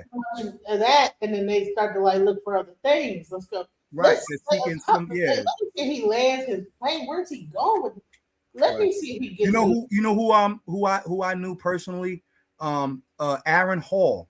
Aaron Hall's from Guy. His brother is named Todd Hall. Todd Hall is still a mega church preacher to this day. And that Negro was a whole schmut bucket. He was laying up with everybody wife. Okay, yeah, Holiday Inn. That's right, sis. Holiday Inn. That's right. Down at the all you can eat. Then you can take your friend to the hotel. What you gonna do today? We gonna get it in, and then on Sunday we gonna pray. You know what I'm saying? My choice. I was pressed into this. I didn't want this wood. I was chosen without consent. And I know the Bible doesn't say it. I know the Bible doesn't say it. They're going to accuse me of eisegesis on this. So why would you say it then? Why are you even up there, sis? But Dr. Simmons is in the room, so I can get away with it. I know the Bible doesn't say it, but you're not going to make me believe that this father of two boys did not wonder for a minute, why in the world am I doing this? Why must I be the one to bear this cross? Why have I hit rock bottom, embarrassed in the public streets? I came to Jerusalem just to worship, but got called to serve. I came to Vision to just be myself, but Bishop pushed me to do more. Have you ever been in? So that means Bishop is a Roman soldier, because the Roman soldiers is the one who chose Simon of Cyrene.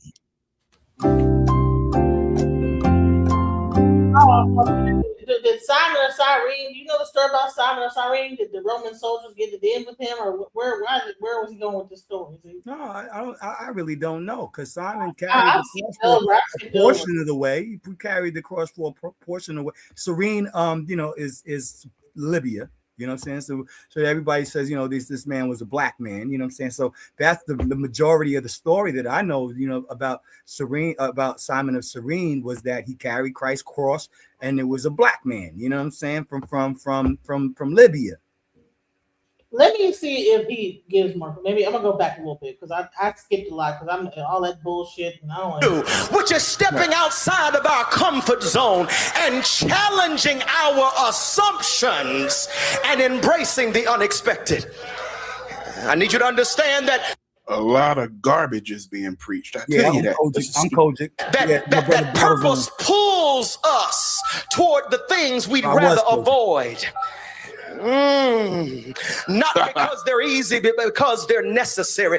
Purpose is not a destination, it's a responsibility. All I'm trying to tell you is that purpose is not what you ask for. It is simply God's will for your life. Come here, Simon. Come here. I can hear Simon saying, I didn't plan on doing all this today. This wasn't on my schedule. This ain't even my cross. I didn't want all of this. It may be my calling, but it ain't my choice. I was pressed into this. I didn't want this wood. I was chosen without consent. And I know the Bible doesn't say it. I know the Bible doesn't say it. They're going to accuse me of eisegesis on this. So why would you say it then? Why are you even up there, sis? But Dr. Simmons is in the room, so I can get away with it. I know the Bible doesn't say it, but you. He said, why are you even up there, sis? What the hell are you talking about, bro? Like, let me see if he gets to the point. I'm sorry, my attention span. You were asking, where did this burden come from?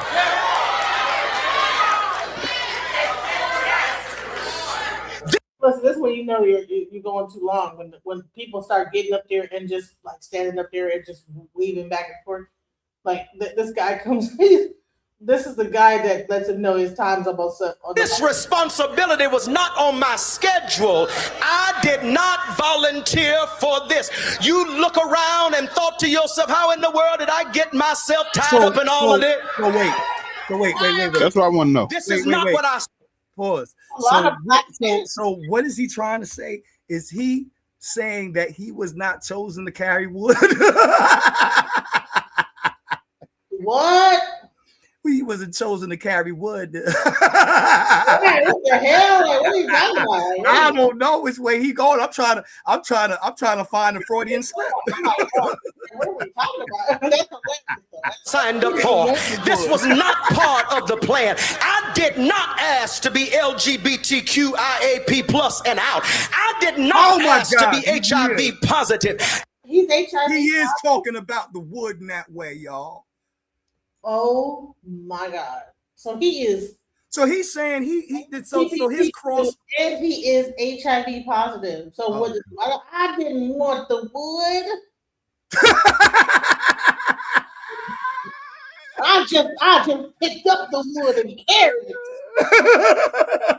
Jesus had the wood and I picked it up after that. Where you gonna put it down, bro? Like, put the wood down. That's what the problem is. We got too much wood going on. Oh no, man. There's always some underlying freaking daggone homosexual connotation hidden somewhere. You got to be careful. I didn't want this wood. I didn't want it. I didn't ask for the wood. The wood is in my booty and it gave me HIV. Oh man! But he gonna carry that wood. He gonna carry it. he went to all the different LGBTQIA XYZ elements. So we just having a whole homosexual sermon hidden under the guy. He missed the other scripture in Mark. Wasn't it in Mark that I read? he skipped over that. What is happening, bro? I did not ask to do sex work just to afford my transition. I did not ask to be black in a world that treats my skin like a crime. You didn't ask for it, but you do have the ability to choose. You know what I mean? I did not ask to grow up in a dysfunctional family. I did not ask to have to hide my truth just to survive. I didn't ask to have to feel unsafe walking the streets. I didn't ask to live paycheck to paycheck. I didn't ask for this marriage to fall apart, for my family drama to chase me into my relationship. I didn't ask to be betrayed by people, to have this disability, to be depressed and anxious, to navigate grief, to be touched inappropriately in church and sexually harassed. I didn't ask to be a single parent or to be 65 raising my parents. I didn't ask to carry this. Yeah, this is crazy. Lord have mercy. Crazy. He got a pink turd. You know what? That'll blow you funny, bro. You don't choose your sexuality? Ooh, this is hilarious. You this don't is sad though. It really is, because you know what I'm saying, this man got up there with conviction to preach this sermon and it ain't nothing good about it. He prostituted, he got HIV. Maybe he's just saying different things. I don't know. He's not. I know he's definitely not. What is he 65? Yeah, so he's just saying like different scenarios. I think he's just different scenarios. I didn't ask to be, taking this. I didn't ask to be, appropriately touched. He said ass. No, he said I didn't ask to be. Freudian slips everywhere. It's cross wood and it's heavy. I bet it is, boy. I bet it is. Because I'm done. So he's trying to make the cross of Jesus the cross of the LGBT. That's the sis said to run it back. She said to run it back. He said he didn't ask all these different things, and now he's saying it's like Simon or whatever the guy was that had the cross of Jesus. Carried his cross. He carried it. So now he's saying that this is the cross. HIV is his cross. HIV is his cross. Yeah. Have to hide my truth just to survive. I didn't ask to have to feel unsafe walking the streets. I didn't ask to live paycheck to paycheck. I didn't ask for this marriage to fall apart, for my family drama to chase me into my relationship. I didn't ask to be betrayed by people, to have this disability, to be depressed and anxious, to navigate grief, to be touched inappropriately in church and sexually harassed. I didn't ask to be a single parent parent or to be 65 raising my parents. I didn't ask to carry this cross, and it's heavy. I bet it is, boy. I bet it is. Because you chose the wrong thing. Come on now, dog. Come on, man. You chose the wrong wood, my boy. You gotta put the one wood down and pick the other one up. You feel me? Wait. The Bible, stop. The Bible said when you that his burden is light. Wait, hold on. Christ said that his burden is light. Huh? So what cross are you carrying?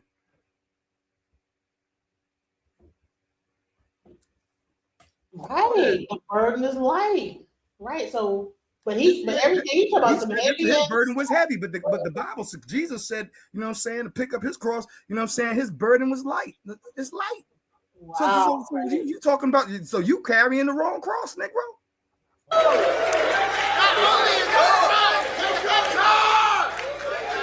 Sometimes life will make you ask, why me? You chose it. Why am I carrying this cross? It ain't even mine. I didn't do nothing to get myself here. This is heavy. Oh my God. So when Simon picked up Jesus' cross, did he say it was heavy?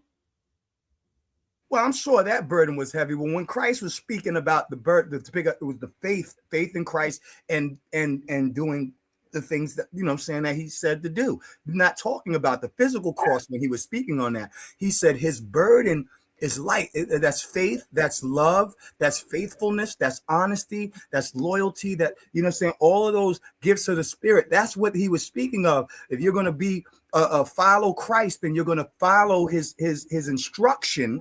That's picking up his cross. Therefore, your burden will be light because love, you have given over your burdens to Christ. Yeah, you're not carrying the wood.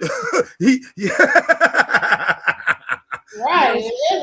You ain't Simon and Serene, bro. You know, and I'm sure Simon and Serene ain't had no broken wrist and switch. You know what I'm saying?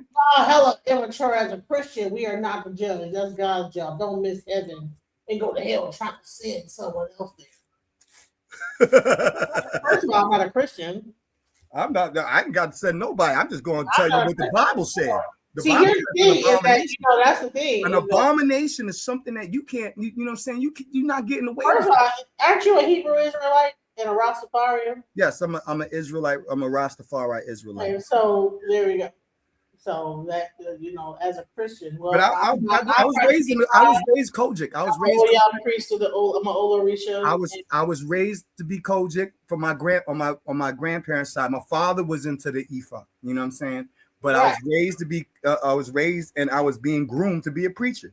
I was raised in the whole like Baptist, you know, and AME churches. So right. But I wasn't raised to. My mom allowed me to go to church. Baptist churches, I think it's Baptist or Methodist, they preach out the hymnal. They don't preach out the Bible. They preach out of the hymnal. They preach out of the songs. You know what I'm saying? So their sermons will be about, you know what I'm saying, how great thou art, or his eye was on the sparrow, right? They preach out of the hymnal. They don't preach out of the Bible. I didn't even know that. That's you taught me something new I didn't even know. Because I do remember going to Baptist church. I sing because I'm happy, you know, whatever. And you can sit there and tell yourself that being LGBTQIAP plus is not a cross if you want to, because you hung over from pride, but you a lie. It ain't. First of all, he said LGBT. It is not Christ's cross. No. Yeah. He said LGBTQIT plus. I don't know. P was in there. Pedophilia. You put the P in there as in pedophile. Hold on. Pederast. Hold on. Back it up. He said to be LGBTQIEB. I don't even know what all these other shit. Enter. What are they doing? Okay. Lesbian, gay, trans, lesbian, gay, bisexual, transgender, LGBTQ, queer, I, intersexual. What the hell is the intersexual? I What don't is know. that? Listen, I'm just trying to like put it all together. He said LGBTQIA P something plus. It ain't even mine. I didn't do nothing to get myself here. This is heavy. And you can sit there and tell yourself that being LGBTQIA plus is not LGBTQIAP plus. So IAP, intersexual, asexual, pedophilia, and then plus. What else is after that? Like, what else can you do? Oh, animals, dogs, and cats. Reality? I don't know. Man, this is crazy. Objects like cars and furries and shit. You know what I'm saying? These niggas like having sex in daggone mascot suits. Are you pumping on the earth of the soil? Like, what are you doing after that? Like, what else is you doing? Yeah, like what else are you gonna hunt, bro? What else are you gonna the ground? Like, what else you gonna hunt, yo? What else you hunted, bro? LGBTQIAP plus. What is the plus though? What else is that? What else you can do? Like, I don't even think you should put asexual in that because asexual. I guess you know. Masturbating all the time, or I have no idea, bro. What is this? I don't. But know. he did put the P. That is where he put the P in there. He put the P in there. Yeah, Yes, hold he did. on. So Yes, he no. Like that's where you're getting weird, bro. Like what are we saying? You got to put the one wood down and pick the other one up. You feel me?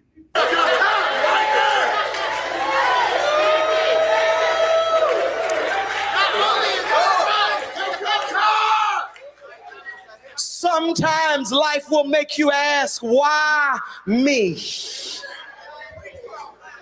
You chose it. Why am I carrying this cross? It ain't even mine. I didn't do nothing to get myself here. This is heavy. And you can sit there and tell yourself that being LGBTQIA plus is not a cross if you want to, because you hung over from pride, but you a lie. It ain't easy to walk in our shoes. Come on, talk back to me. It ain't easy to be so fabulous that straight women are scared you're going to take their man, and men are scared you're going to take their woman because you actually know how to please one. Oh, you know, it was reported. What? Wow, This is a church sermon. this is crazy. The women are afraid that you're gonna take their men, and the men are afraid that you're gonna fuck they women. He said you're so fabulous though. So here he is promoting it. What the hell? There's no shame in saying it. You're so fabulous that you'll take another woman's man. That's the cross he's talking about. Being fabulous. What the hell is going on here? I didn't know this existed, guys. This is crazy. I didn't know that sermons like this was being said. Please, Yeah, this is gonna rock, man. My mother would have rebuked me. My grandparents would have you rebuked might be a gay man. I'm not trying to like come after the gay community. I didn't even know this existed. I'm reacting as I'm hearing, and I'm sorry, but what the fuck is going on here? First of all, I have a big problem with this being right here. First of all, P needs to. What the fuck is this? P. Pedophilia? And he says it so fast and quick. Well, LGBT, you don't even know what he's saying. Why is the LGBTQIAP and then plus? What's plus? Bestiality, everything against the Bible? I mean, what else are you going to do after that? Hunch cars? Hunch on like inanimate objects, like hunching on apple pies, like American Pie that day that they had said. What else is there to do after the P? What else? You done had lesbian, gay, bi, transsexual, queer, intersexual, whatever the fuck that means. asexual, and P is pedophilia, and this guy is in a church speaking of this. Like, what are we doing here? Now, this is not about just only gay. He's talking about this entire phrase here, and the burden it carries to be attracted in this way to different things, different people, different things, different, like, kids, this, that, woo, yourself, This is the issue. It's not about people trying to only come after gay, but he said LGBTQIA plus at the something at Episcopal United Progressive, whatever the fuck church they want to call themselves. It ain't easy to be so fabulous that straight women are scared you're going to take their man, and men are scared you're going to take their woman because you actually know how to please one. Oh my God. FBI, open up! You know, it was reported to me. My Lord. It was reported to me. These people are just so disrespectful, bro. It's ridiculous. Okay? Here we go.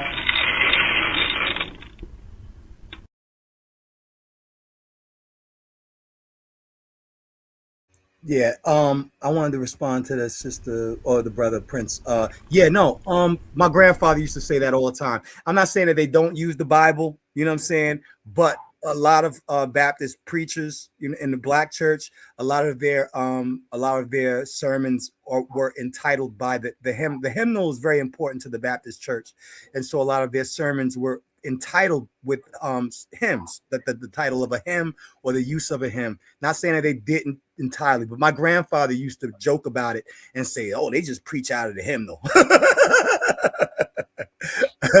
But you're right, yeah. I'm just with the P. I'm like, there should be, like, how are you in church talking? Yeah, about this, I guess the people with the P, they're so fabulous they can just snatch somebody's child and touch them the wrong way. Right, and the other one know how to please them the right way. What kind of bullshit is that? Craziness, man. Oh, because we know how to please a woman. You don't even want a woman, so what would you please them for? The fuck are you talking about? It's crazy. Let's go. Ridiculous. Y'all ain't gonna talk to me. Y'all way too quiet right now.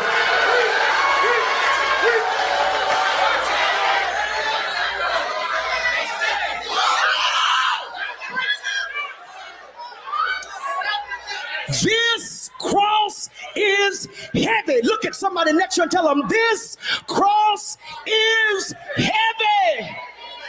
Because it ain't Christ's cross. Why? It's not Christ's cross. He left that scripture out.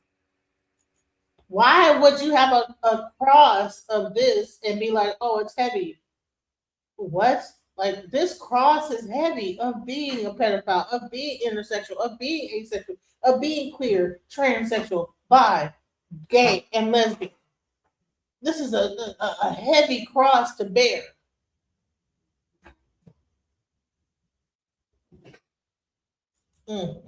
This is, I didn't even. Homophobia is real. Transphobia is real. Man, listen, man.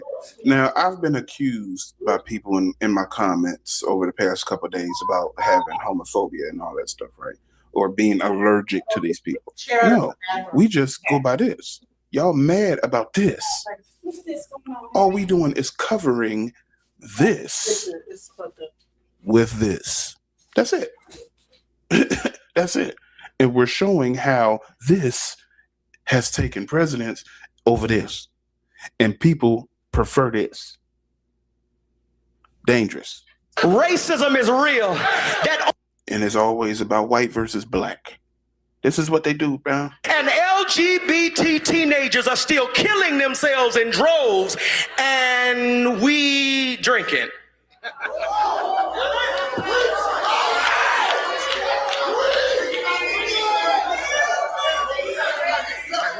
This is a heavy cross, and we make it look cute, dressed to slay, but don't get. Man, wait, she said abominations are real. Hell is real. Right. Right. You know what I'm saying? Like, what are we talking about? What is real? What yoke is he? Because Matthew 11, Matthew 11, Matthew 11, verse 30 says, "For my yoke is easy and my burden is light." What wood are you cross? What cross are you carrying? But see, here's the thing: is that people don't even understand that homosexuality, an aspect of that, is sleeping with younger men. That's why you always find like older. Listen, I used to hang out with gay men. And there is a certain because what happens is once your family find out you're gay, back in the day, you would get kicked out the house, right? And who would take care of those young kids that got kicked out the house? It would be older men. And you think they wasn't hooking up with them little teenagers that got that's like out on the streets in New York or whatever? It was like getting into like prostitution, you know? A lot of like transgender when they decide they want to be transgender, they end up in prostitution, you know. And you can imagine the person that's 14, your mom gets mad or your father gets mad because you have decided to like transition, and you end up leaving the house, running away because you probably like back in our times, that shit was not cool, and parents were like, no, fuck that, and going again. So they run away from home. They would join gangs. There's a whole documentary about this gang in DC where you would have. That's where you get the house mother from. It was called. That's where you have all those House of Darion, House of this. It was because when the parents would find out they were gay, they would kick them out and they would join houses, and that's where you get the house movements where they would join a house and then they would do these things called balls, and then you'd have like, oh, you're like this type of a. You're more feminine. You're more masculine, and then they'd have balls and like try to make money off the balls. But when they weren't making money off the balls, but the balls were like these competitions that they would have about who's more this or who's more that, and you have that tick tick tock, and they'd be doing the death drop and all that stuff, and now it's like a normal thing. Where you'll see like this type of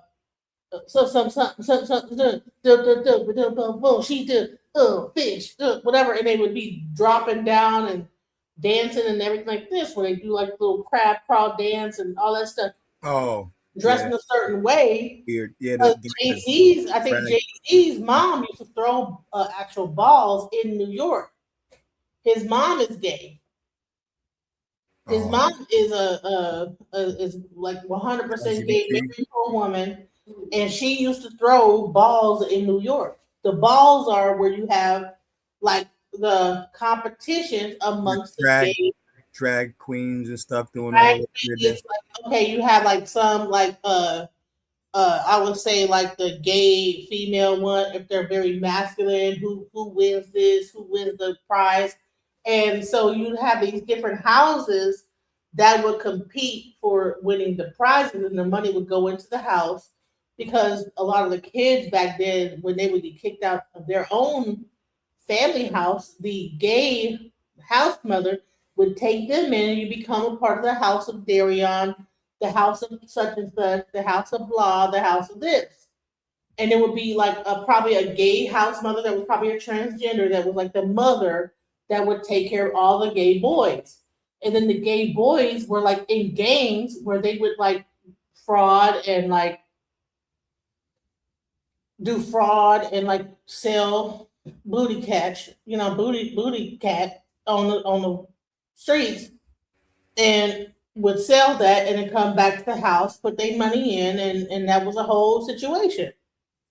And I damn near became a house mother, didn't even know it. I met the guy, I was going through some stuff, met a guy, he was gay. He began like bring all his little gay people over to my house. And honey, and I said, listen, I have a daughter. You guys can't be laying up with each other on my floor. And this, that, they would just go out on Grindr and go to the different things, come back with money. But I was like, but they're very prone to, stealing and all type of stuff. Honey, they stole all type of shit from me. You know what I'm saying? Because that's like the whole lifestyle is like kind of scamming, stealing, selling booty cat, you know what I'm saying? Booty cat, whatever they want to call it, booty, selling Mangina. selling man all over. So all this whole thing with this whole environment, what he's talking about, it's so much stuff to it. It's not like these people are like just having like, oh, I met you, we're gonna like get a house together, and I love you, and no, there's a whole lifestyle. That's what they call it, the lifestyle that goes with this. So for him to be up here preaching like this stuff is normal is not, because I've seen it with my own two eyes how young men get exploited, how young transgender men get exploited, how they be out here like selling booch cat, all that stuff. So it's not as cut and dry. They might be good because they got into the church and they're meeting their hubbies in the church and stuff like that.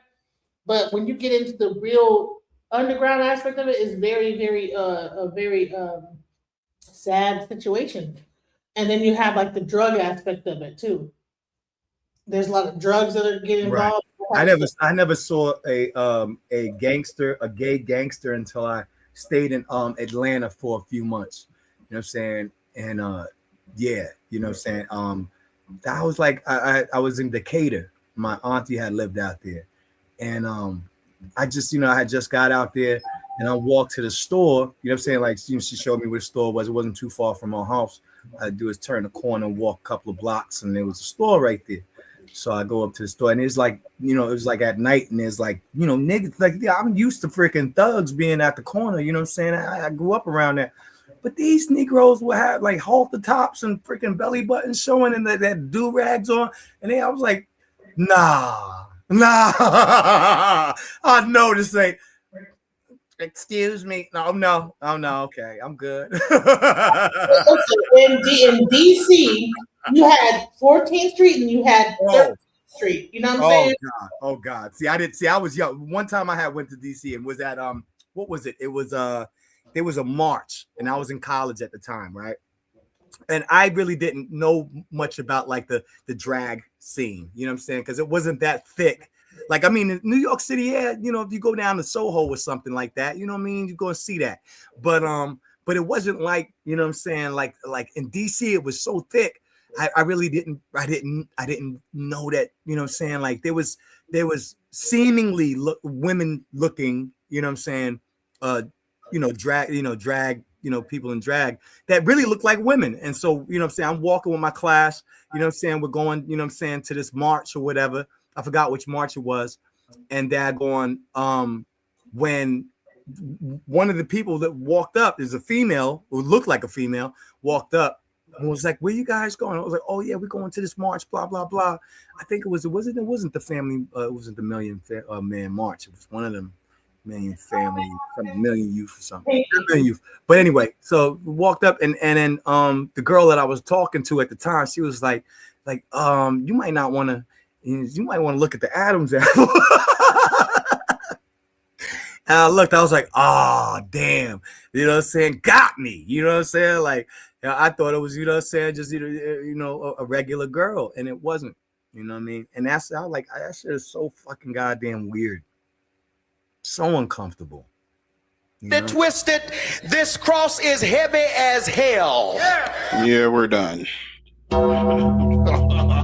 My boy. Is it A, you're a son of Satan and on assignment from hell? Is it B, you're a son of Satan and on assignment from hell? Is it C, you're a son of Satan and on assignment from hell? Or is it D, all of the above?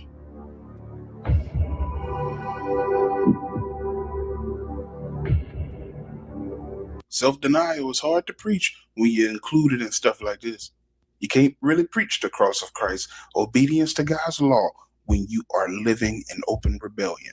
Right. Simon ain't just carry wood like y'all out here doing. Simon had an encounter with Christ. The cross ain't no burden, bro. It's supposed to change you. Right. This story wasn't about us, and it ain't about us. The only thing that's about us is we taking up our cross spiritually and dying. The cross wasn't just something Jesus carried around or carried to Calvary. No, it's a lifestyle that he calls everybody into, you know, the one y'all reject.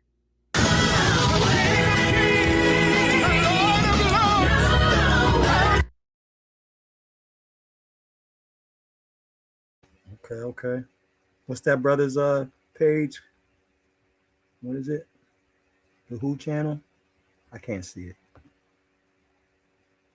Okay, I'm sorry, I was The talking. Global Impact channel. Yeah, Okay. Global Impact. Please support his channel. Yeah, I'm going to support that brother.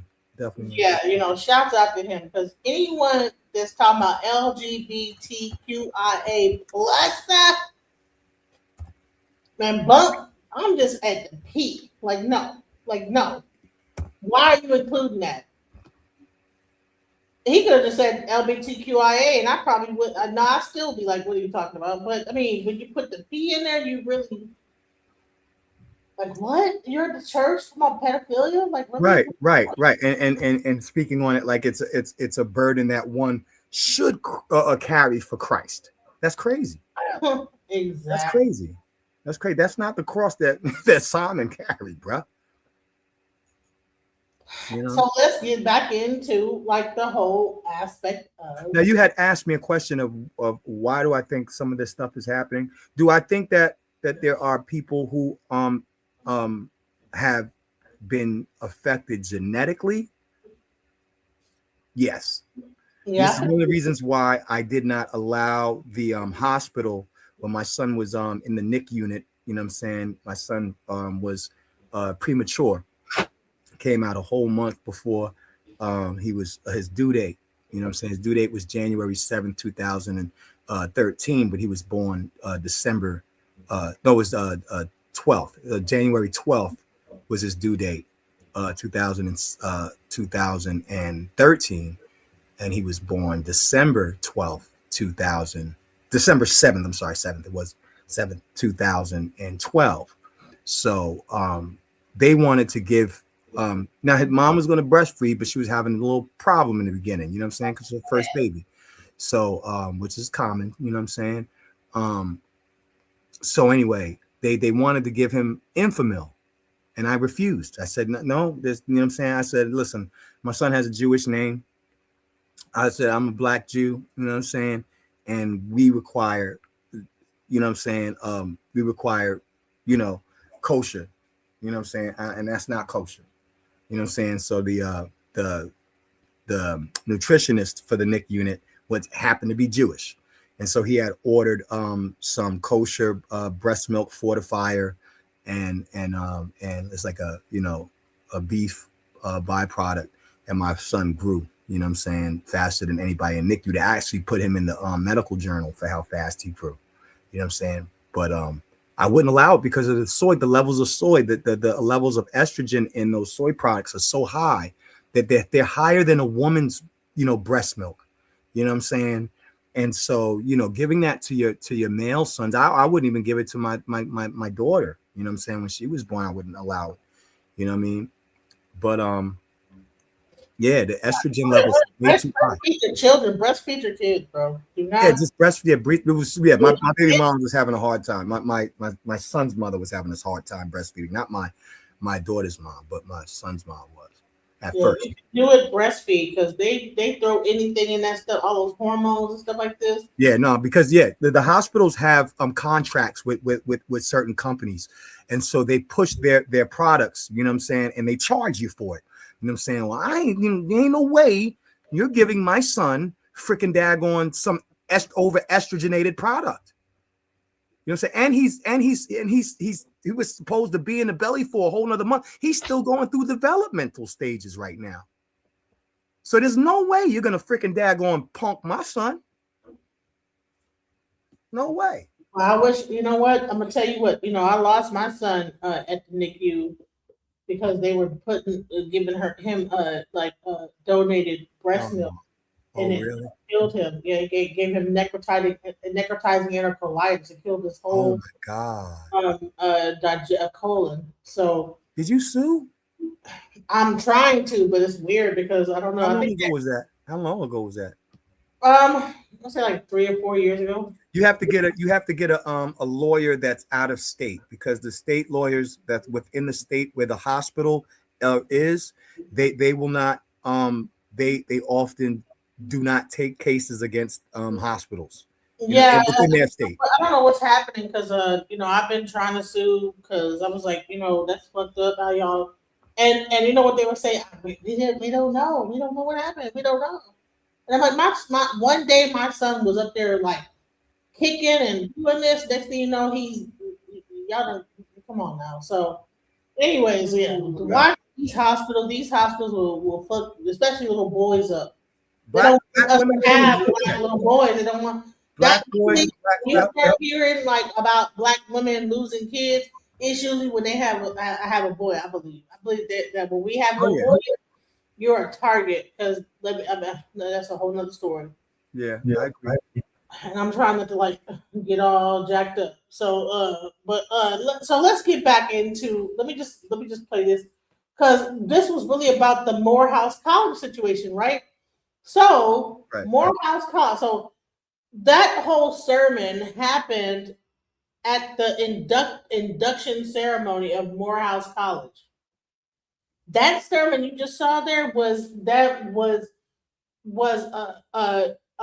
Morehouse College. Wow. It wasn't. It was from Morehouse. You know what I'm saying? So Morehouse is now becoming a homosexual institution. Let's go. That's not what I'm saying. I just need people to help me understand Let me go back. how this type of stuff is being accepted. Bishop Oliver C. Clarence is the first openly gay clergyman to be honored at Morehouse, and they're calling this a culture shifting moment.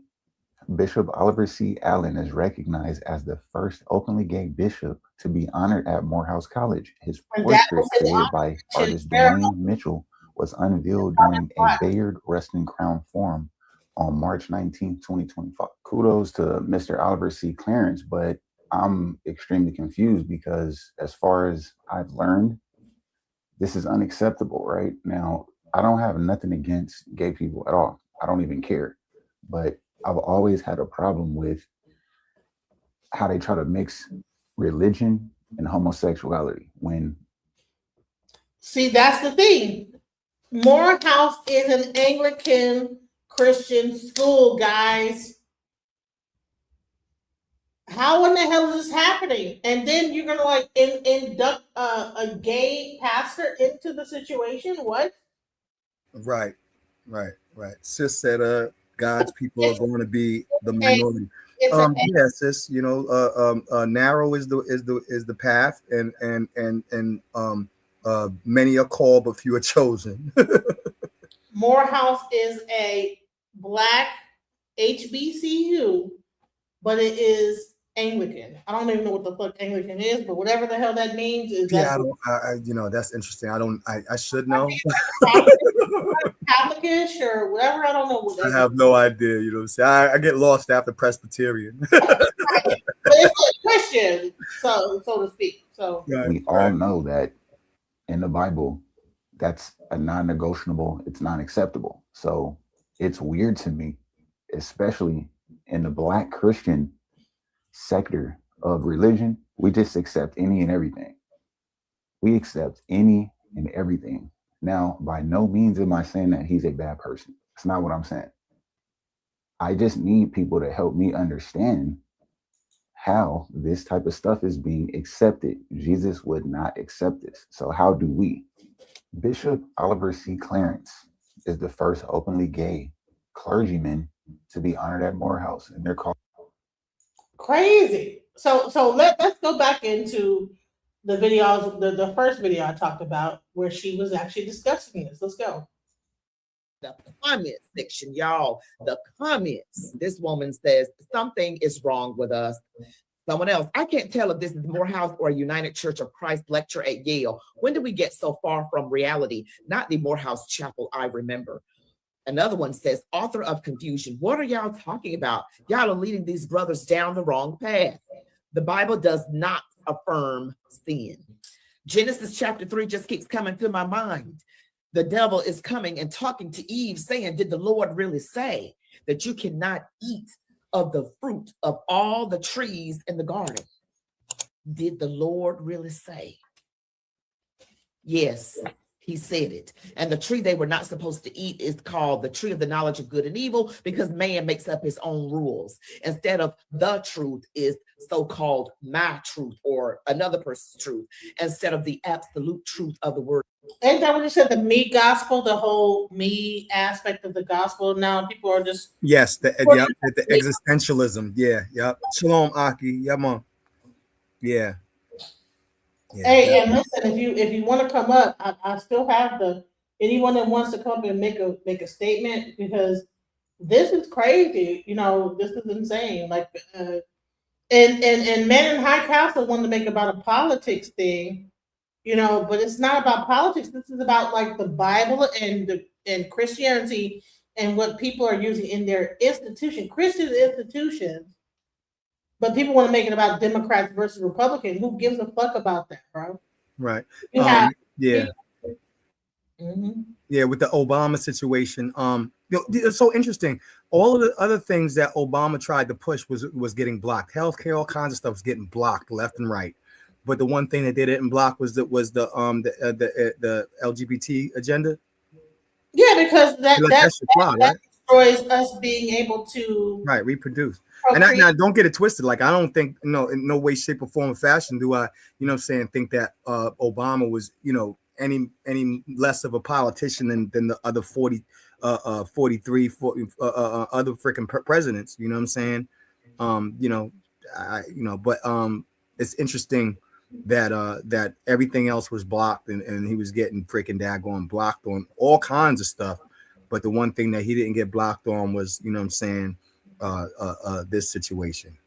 That's how you know it's the whole thing is a psychological operation. Let's go. Right. God. So as you all know, I am a Christian. I am going to proclaim it. I am not going to be ashamed of the gospel of Jesus Christ that saved me a long time ago. But I want you guys to just realize, like, what is that? What is the point of all of this? And I'm gonna tell you something. I believe the point behind all of this is that there is a push, of course, to move us away from God. But why this particular lifestyle? Why this? Yes, it's to move us away from God, but it is also to keep us from procreating. God says, be fruitful and multiply. You cannot multiply with two people of the same sex. You cannot do that. So anything that God says to do, the world and this beast system says do not do. Right. They've got infinite number of genders. They've got, men with men and women with women. You've got all sorts of things going on that the world is promoting. Open borders, letting criminals out very quickly, even for the most heinous of crimes. That is what the world is doing right now. And the rise of radical Islam, which I've talked a lot about. I've talked a lot about that on this channel.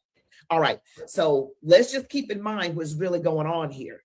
You got this O.C. Allen, who is a gay man married to another man, and he calls himself bishop. That is a slap in the face of God. The Bible says that the qualifications of a bishop are, and this is in 1 Timothy chapter 3, must be the husband of one wife. Did that? What? So is that in the Torah or in the New Testament? That's in the New Testament and in the Torah. Deuteronomy 17:17 says that a person who is in a position of authority should not multiply wives unto themselves, but that he should only have one wife.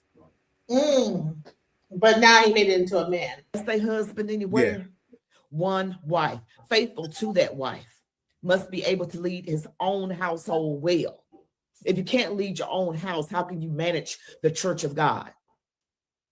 There are qualifications for this, but everybody is rewriting the script. God don't need our help, okay? He does not need our help. So I wanted to point this whole thing out because Morehouse, a Black college, prominent private institution, has been doing this for some time, and they are focusing on inclusivity, diversity and inclusivity. There was even a write-up, and I'm not going to show it to you here, I can link it below, where a freshman, this was back in 2023, that says we're questioning what manhood really is, what a Black man is. He can be straight, he can be gay, he can be non-binary. What? And something else they said.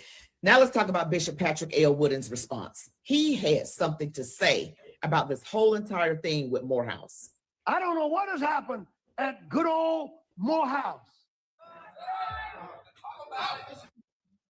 On their chapel named after Martin Luther King, Dr. King. A portrait honoring a preacher who came to prominence during the Obama administration, who's married to a man. He got a portrait. Currently married to a man. See, when the devil begins to do things like this in public, Bishop Oliver, a preacher who came to prominence during the Obama administration, who's married to a man, he got a portrait. Currently married to a man. See, when the devil begins to do things like this in public, that's Satan's way of saying, I got y'all now. That's why there is a rage in me. I'll be honest with you, there's a rage in me. It's called righteous indignation. What is going on with Morehouse College and Howard University? What are your thoughts? It's at Howard too. It's in Howard too, yeah. And these are the people that they have, like that's in like the top, like as far as like preachers and stuff. Like, what is going on with the Christian church? You know what I'm saying? There's something going on. I can't put my finger on it. You know? It's defiled. It's been defiled, and that's what I'm going to be bringing the message on. Listen, when are you gonna do your? I'll play this. I'm gonna play this real quick, and we're gonna like share your page and your show, because I really want to support what you got going on. I'm probably just going to do it on my Facebook.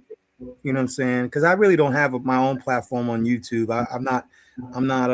Well, if you want to do it over here, you can do it. You know, you want I to can do do it your over here. That's true. I'll do that over here. do it. Let's do it, because that I don't listen. I might not be a Christian, but I think the church. I think that it needs to be saved. I don't like that this is happening within the church, because the church is a very big part of the Black community, and I hate to see it going. Right. So they had to they target it and poison the well.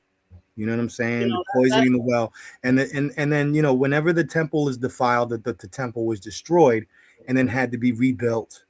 You know what I'm saying? And that's what my message is going to be about, the defilement. And so I'm going to go into not just the temple, but the name Jesus has been defiled as well, from ages of history. You know what I'm saying? Using that name to commit genocides, to commit the transatlantic slaves trade, all of the conquests and stuff, the bloodshed in the name of Christ. From all of those years, that is a defilement of a name. See, the temple, you know what I'm saying, it was a place that where God's presence was supposed to show himself. And when that was defiled, God's presence no longer showed itself. But a name is like a seal. A name is a stamp of endorsement. It's God's endorsement through a name. And when you defile the name, Christ didn't defile his name, humans did, right? And so when you defile the name, then he removes the endorsement. You understand what I'm saying? Yeah. So if his presence would leave out of the temple, for the temple being defiled with idolatry, adultery, sexual immoralities, and all of these things, then how much also a name? And this is why in Revelation we see that there was a new name required. So that's what I'm gonna be digging into. Right. So we're gonna bring him back. We're gonna talk about this Let's play a little bit more real quick, and then we're gonna like wrap this up and give final words. Check this out. Was built to produce strong Black men. Morehouse College was built to produce strong Black men. That has been its mission for over 150 years, and for generations it worked. But something has shifted, and the men being formed on that campus are being shaped by a very different vision of manhood than the one most families signed up for. Thank you for this question. So I remember I was in the second grade and I was washing my hands in my grandparents' bathroom at 231 Branham Avenue. And when I looked up into the mirror while washing the residue of the soap off of my fingers, I looked into the mirror and the Spirit of God spoke to me. I'm one of those spooky type of people that believes in spirits and ghosts and haints and all these sorts of things. I really buy into our African ancestral traditions. And so I heard the Spirit speak to me. And there are people who may think I'm crazy, but I heard the Spirit speak to me. And the Spirit of God spoke very clearly and said that you are fearfully and wonderfully made, and I affirm your attraction to men. And I am going to use you to sound forth the music of liberation. Yes. To those who are oppressed, who are like you. This isn't a cancer culture conversation. This is a family leadership conversation. And if you have a son, you need to hear this.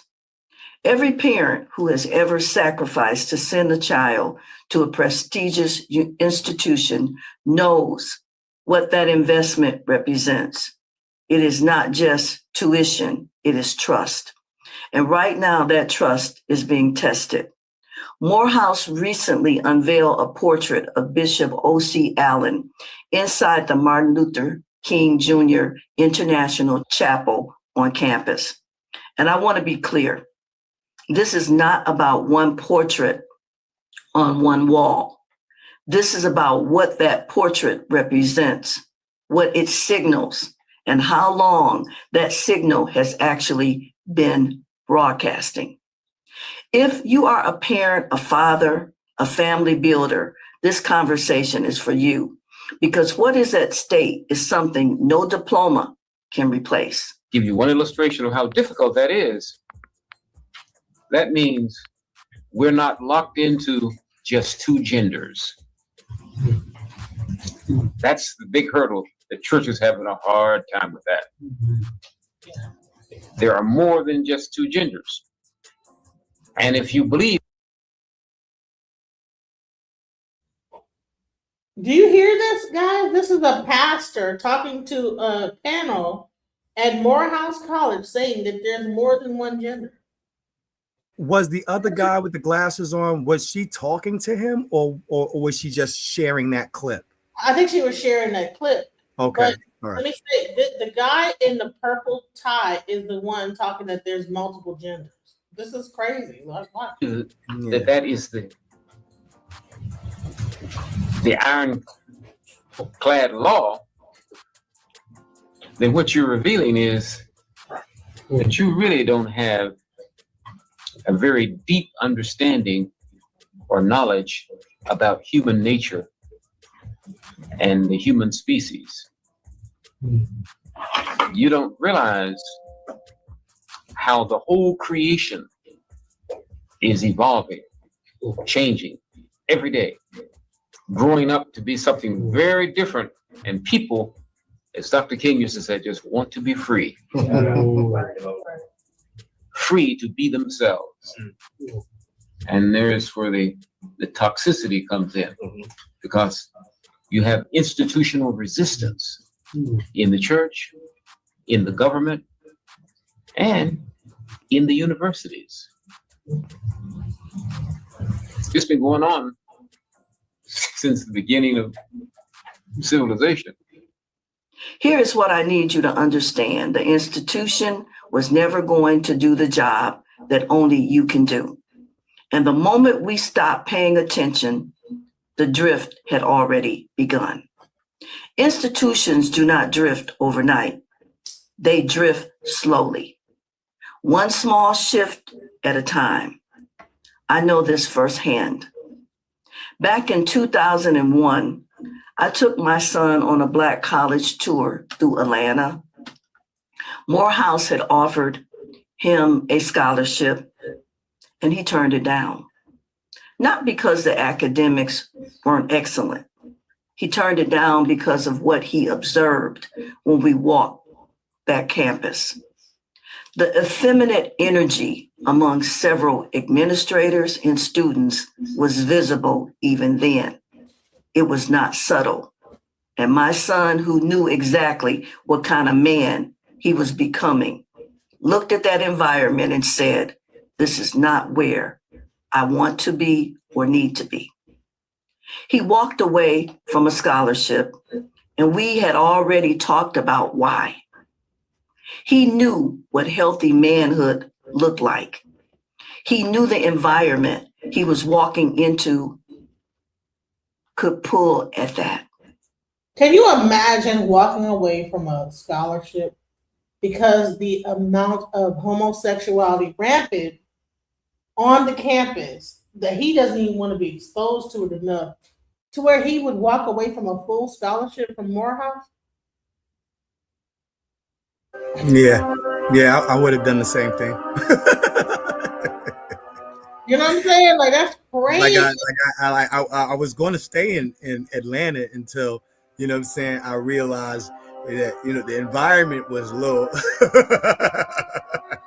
Too much. Like, what are we doing You know what I'm here? saying? Like, I had, And he chose go ahead.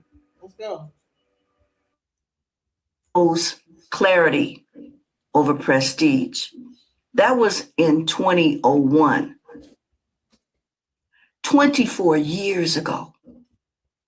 That signals were there. Most people just were not looking. That is how institutional drift works. It does not announce itself. It shows up in small, easy to overlook moments. A speaker invited to the campus, a program quietly added, a portrait hung in a chapel. Each one on its own seems manageable. But over time, those moments stack. And before long, the institution your family trusted looks very different from the one you enrolled in. And I want to say something here that I do not hear enough people saying. The same caution applies further down the pipeline. Parents, if you are considering enrolling your children in a same-sex academy or primary school, I want you to think carefully. The all-male or all-female environment is not automatically a protected one. The same drift that found its way into Morehouse can find its way into any institution where boys are separated from girls and the vision of manhood or womanhood being modeled goes unchecked. Know what your child is being taught. Know who is in front of them every day. Stay in that conversation because formation does not wait for you to show up. I want to be careful here because what I am about to share is not speculation, it is documented. There is a published book titled Queering Black Churches that lays out a theological framework specifically designed to dismantle what the author calls heteronormality or normity inside some made up word that actually means dismantling what is normal for heterosexuals inside the African American congregations. This is not a blog post. This is not an opinion. This is a structured methodology with language, strategy, and institutional targets. And it is being introduced into Black churches and Black academic institutions right now. One of the individuals honored at Morehouse in connection with the portrait unveiling is connected to this very network of affirming theology. And here is the data point that every family needs to hear. One church in the Atlanta area a congregation of 2,000 people went down the affirming road. Within a short period, that congregation went from 2,000 members on Sunday to 100. Thank God. 2,000 to 100. Families know when the foundation shifts and they leave if they got wisdom and discernment. They protect their children. They find someone somewhere solid to stand. The question is, are we paying attention before it gets to that point or after? Morehouse is not the beginning of this story. It is the public confirmation of something that has been building for decades. The portrait on that wall did not create the agenda. It just finally made it visible enough that families could no longer look away. Here is the honest truth that most cultural conversations never get to. Institutions are going to do what institutions do. The question is, what are you going to do as the leader of your family? You cannot outsource the formation of your children and then be surprised when they are formed in directions you did not choose. That is not a knock on parents. That is a reality check. The families that will navigate this well are not the ones waiting for Morehouse or any other institution to correct their course. They are the ones building something strong enough at home that their children carry it with them wherever they go. That means fathers who are present and intentional, not perfect, present. It means mothers who hold the standard without apology. It means families who have the hard conversations before the world introduces those topics in the worst possible way. My son knew what he believed before we ever set foot on Morehouse campus. We had already talked about manhood, about what it looks like, what it requires, and what it protects. That conversation, not the scholarship, is what equipped him to make a clear decision for himself. That is what I want for your family too. You cannot control every environment your child will enter, but you can build a foundation strong enough that when the world tries to redefine everything, manhood, womanhood, family, faith, what it means to be, just common factors, your child will have something real to stand on. That does not happen by accident. It happens because you decided it was worth building. I pray that this conversation was valuable to you and it mattered to you. And if it did, like the video, share it, and leave a thoughtful comment below. Video links are related to every topic today in the description. I'm Deborah. This is Family Still Matters. And because family still matters, preserving strong, grounded, God-defined masculinity is not an option. It is essential. The family does not survive without the male, strong Black males. I want to leave you with this final word. Be sober-minded. Be watchful, parents. Your adversary, the devil, prowls around like a roaring lion, seeking someone to devour. Resist him. That means you got the power, the final authority. Resist him, firm in your faith. That is 1 Peter chapter 5, verses 8 through 9. Thank you for watching, and I look forward to seeing you next time. May God continue to richly bless you and your family. God bless. Now, I'm going to also show you her page. Her name is Family Still Matters. Okay. Please support her. All right. So thank you for sticking here with me. I apologize earlier. You know, we had a disruptor on here. You know, he likes to disrupt. He loves to do it. So let's He's a get diddler. man. Listen, he loves. That's a psychological problem too. You know what I'm saying? I've been doing some studies on a lot of these behaviors and stuff, especially with like trollers and stuff like that. It's a mental health issue. Yeah. Yep. You know. So anyway, good show. You know what I'm saying? Appreciate you. And I'll chop it up with you. I'm still working on the presentation, putting it together. You know what I'm saying? I got maybe like 20 or 30 more slides left to go. And then I'll hit you up and we'll go live.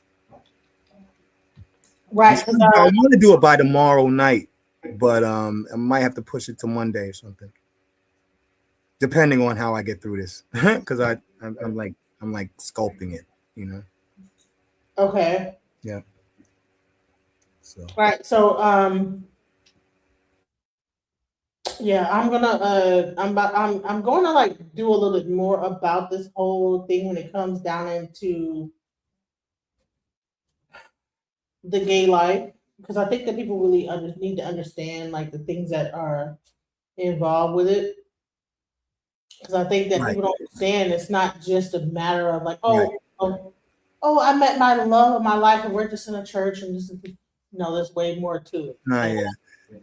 And you might want to grab like some testimonials of people who had lived that lifestyle and some of the things that like they rejected it or whatever, and for whatever reasons, to see that what their testimonies are on why they changed from that lifestyle back to a more traditional one. And you know what I mean, because it does happen.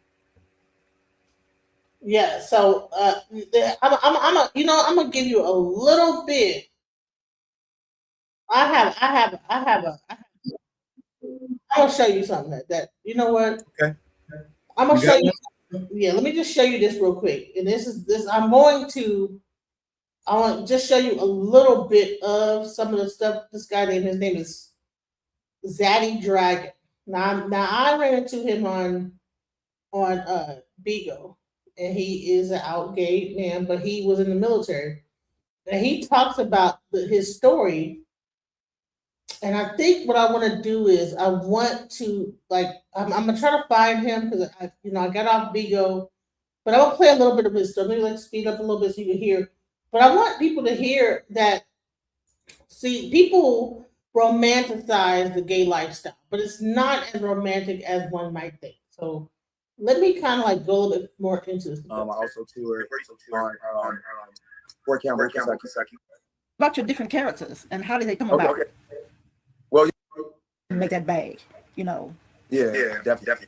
And everybody, I guess, just don't see it like that, because when it comes to money, some people just don't care.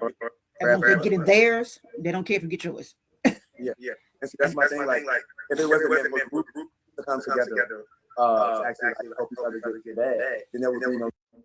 You got a little bit of an echo, sis. You might. Yes, echo. I didn't realize this whole thing had an echo on it. Like my words running the words. Oh, okay, I got you. Yeah. Those that support me also. But I did run into a few issues where individuals will come in during my show and they'll throw on me. Well, that is wonderful. So you a fast learner, huh? Exactly. I'm trying to find the one where he talked about how he became gay and. On Bigo, I stayed in my own lane and just kept to myself, and basically my success in the family was based off of what I was doing in my own solo life. I didn't have to go sit on the founder's panel or other family members' panel. I don't know if this is the one. Hold on. Because the one I saw didn't have. I think this is the one. Here we go. This is the one where he talked about how. As long as anybody's going to be there, trolls are going to be there. It's the same dude. Like you said, he's not gay no more because he's still got his eyebrows done. listen, it was about how he used to behave. Listen, hold on, let me see. I want, He's like, I got you. because I don't think he was there yet. But for some reason, I had some of my aunt's stuff at my house, and this box was a box of adult Pampers. So I was so determined that okay, I'm going to church today. So I would get up and I would get ready back. I would have to use the bathroom. I feel like I had to use the bathroom again, and I would go sit back on the toilet. And so this particular Sunday, I was like, I'm going to church. I don't care if I use the bathroom on myself. I went in the box of stuff that my aunt had left in my house. There was some adult diapers. I put this adult diaper on, got dressed, and I was on my way to church. As I walked out the house, there was a car, and mind you, all right. So I think he talks about. Let me go into really quick. All right, here we go. Let me just go into this. Here we go. It didn't affect it at all because basically, well, as far as like my entertainment career, I stopped competing because while I was on the drugs, I didn't want to do anything but party, and basically the particular drug. All right, here we go. Here is the part where he talks about how the whole gay lifestyle got him into drugs. Let's go. By my pastor, and I have no reason not to believe that's what was going on because, as I stated in the last interview, after believing that God would deliver me from hearing these voices and deliver me from what the doctor diagnosed me as, once he put his hands on my ears with this oil that they gave me, it never happened again, but one other time, and I can explain that later. As far as like how I know I've been delivered from it, and God sometimes gives us messages or sends us signs on when to cut people off or when to. So he was an ex-military man that ended up being gay. All right, and he's talking about how the drugs kind of like were a part of the whole thing. So in the house and like so depressed and so scared and so terrified of the things that were being said to me in my head that sometimes the psychiatrist said, when you're feeling that way, okay, look out the window. Let me go back a little bit further. Hold on, I want to go into that. Hold on. Deprivation of sleep, any type of hallucination.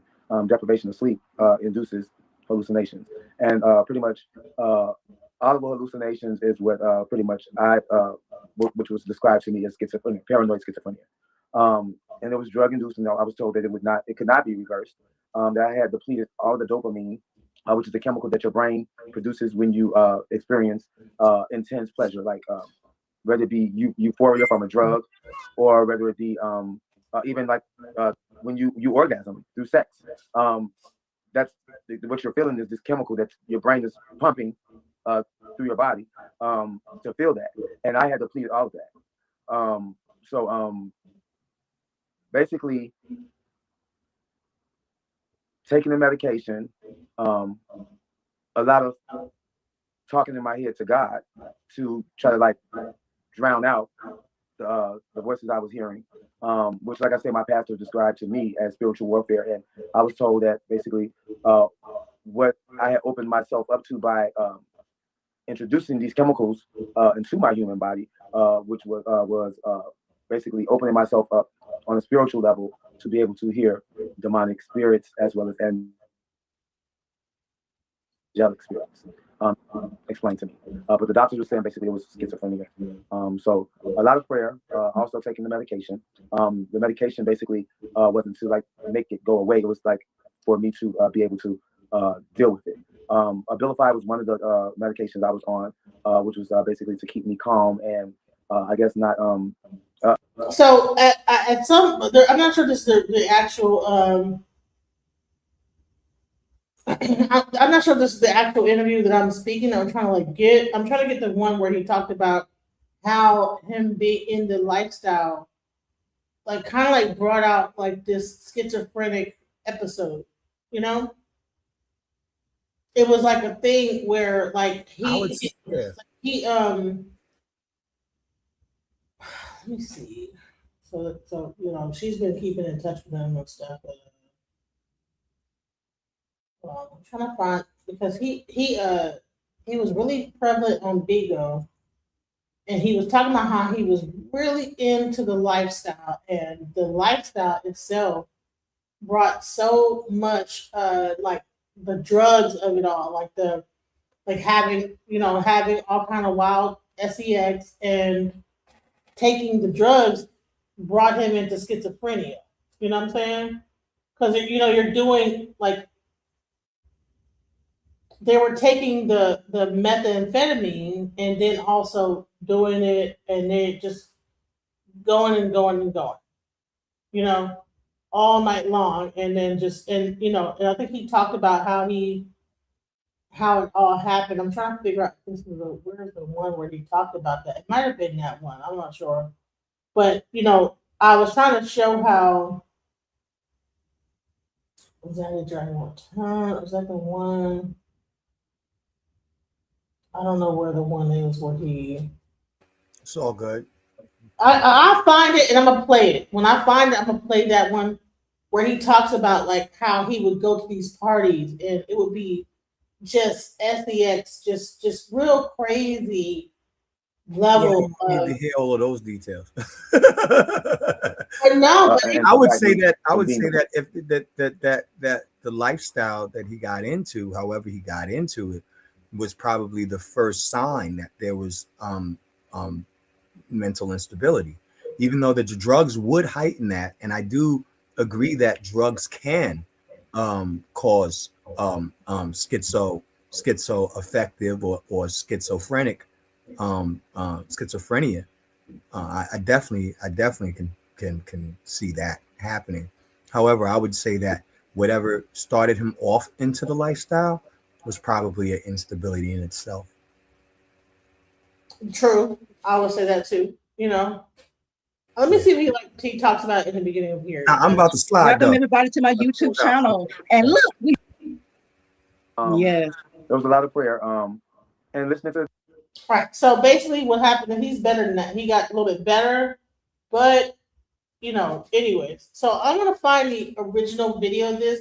I might even have him come and talk about it because his story is phenomenal. It's like he actually healed himself of schizophrenia, but by doing certain stuff. But the thing is that like he was really heavily into the community, and the thing is that there was so much drugs and sex and this, that, the other that kind of brought him into that, and it was really crazy. So I'm gonna find out the true, like the whole story about it and find it, and I'll play it and let you guys hear it. Sorry about that. I was trying to find it. I thought I would be able to find it real quick, but couldn't find it. So give like some final thoughts, Zion, about the show today. Let's go. Yeah, no, you know what I'm saying? Like I said, this is going right. I'm definitely gonna take that one clip of the of that pastor in the beginning that you had for my piece, even though it's not focused specifically on homosexuality, but that's just one thing that has entered into the church. Or what I'm saying, I mean that I wouldn't say that it's not the black church is becoming more predominant, but I would say that it was probably what I'm saying, going all the way back to what I'm saying, Roman Catholic Church and stuff like that, the influences of Roman and Greek traditions and practices that had that in there. But the defilement, what I'm saying, so that's what I wanted to that's why I popped in, because I was like, this right here, I need that little piece right there. I think I got to cut that part out. Well, thank you for staying. I know you were going to leave me. Yeah, I'm going to slide out. I gotta no, you're going to leave me with that with Mr. Man in High Castle and. Oh, I was going to leave you, yeah, because you keep on bringing that doofus up here. Well, you know what? The last time we had the conversation and the man in the high chair that we pointed out what that the homeboy had showed us what that really meant. And then you also got the America First. That term, America First, was started by the Ku Klux Klan. That's a Ku Klux Klan freaking daggone slogan. So when you say America First, when Donald Trump, he knew what he was doing. Now you got people in the DOJ going after that was supposed to be created to go against the Klan. They're going against civil rights leaders right now. I don't know if you watched Indisputed, that brother that does a little newsreel, the black brother. Yeah, he just dropped something today talking about how, or was it yesterday, about how the DOJ just turned around and is going after a civil rights movement who is doing, basically investigating Ku Klux Klan and right-wing white supremacist groups The DOJ turned around and is trying to file something on them. They ain't doing nothing about the freaking Ku Klux Klan. One thing he did share with me is that the White House did get shut up in the last hour. This brother's gonna sit there and act like, oh yeah, you know, the Democrats, and I don't care about neither wing of the damn same bird. You know what I'm saying? You can't freaking daggone tear one down without tearing the whole bird down. As far as I'm concerned, this dude just comes in here just trying to flap gums about politics. Like, who's paying this dude? You know, he's on the take. It's a whole freaking coon, bro. And that's why I like, you know what I'm saying, when he was on there and that other dude freaking daggone mulatto or whatever, this dude's a freaking daggone finger sniffers, y'all. I just can't. I can't. And you know what I'm saying? Like, after that one panel, if I seen them on there, if I come on, pop up and see them on your show, I just well, for some reason they love to come and like listen. Huh? For some reason, they love to come up and try to. Well, you see what he thought about you, right? He told you what he thought, what he thinks about you today. You see what I'm saying? He told you what he thinks about you. You know what I mean? So I wouldn't waste my time. You know, get you know, you could have better panelists on. You know what I mean? Well, if you come more often, you won't see him no more. So yeah, freaking daggone diddlers, you know what I'm saying? Like, just come on your show just so they can propagate some dumb shit, and then you know what I'm saying? I don't know, you know, I don't get it. You know what I mean? I don't get it. They don't have nothing better to do with their lives, I guess. Right. Balls. I mean, sound corny as hell too. Be a freaking daggone. Get out of here with your mediocrity, yo. Anyway, love you to death, DJ. Love you too. Thank you so much for your anything that you brought to the conversation today. Much love, guys. Like I do plan on doing the thing about Africa coming up with the T3andMe. They just have some issues going on, so. But I think either tomorrow or sometime this week we're going to be doing some more with Baba Falakun.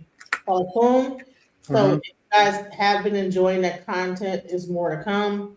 And then when Zion comes to me with his presentation, he's going to be able to come up just like I've been doing with Mighty Hebrew. I want to make this an open place for people to come and like share knowledge. It's not like a thing only about what I got to say. I really want people to able to come up here, and when they have a show that they want to present, just let me know and I'll be here to support you. So much love, everybody. All right. All right. Peace. Peace.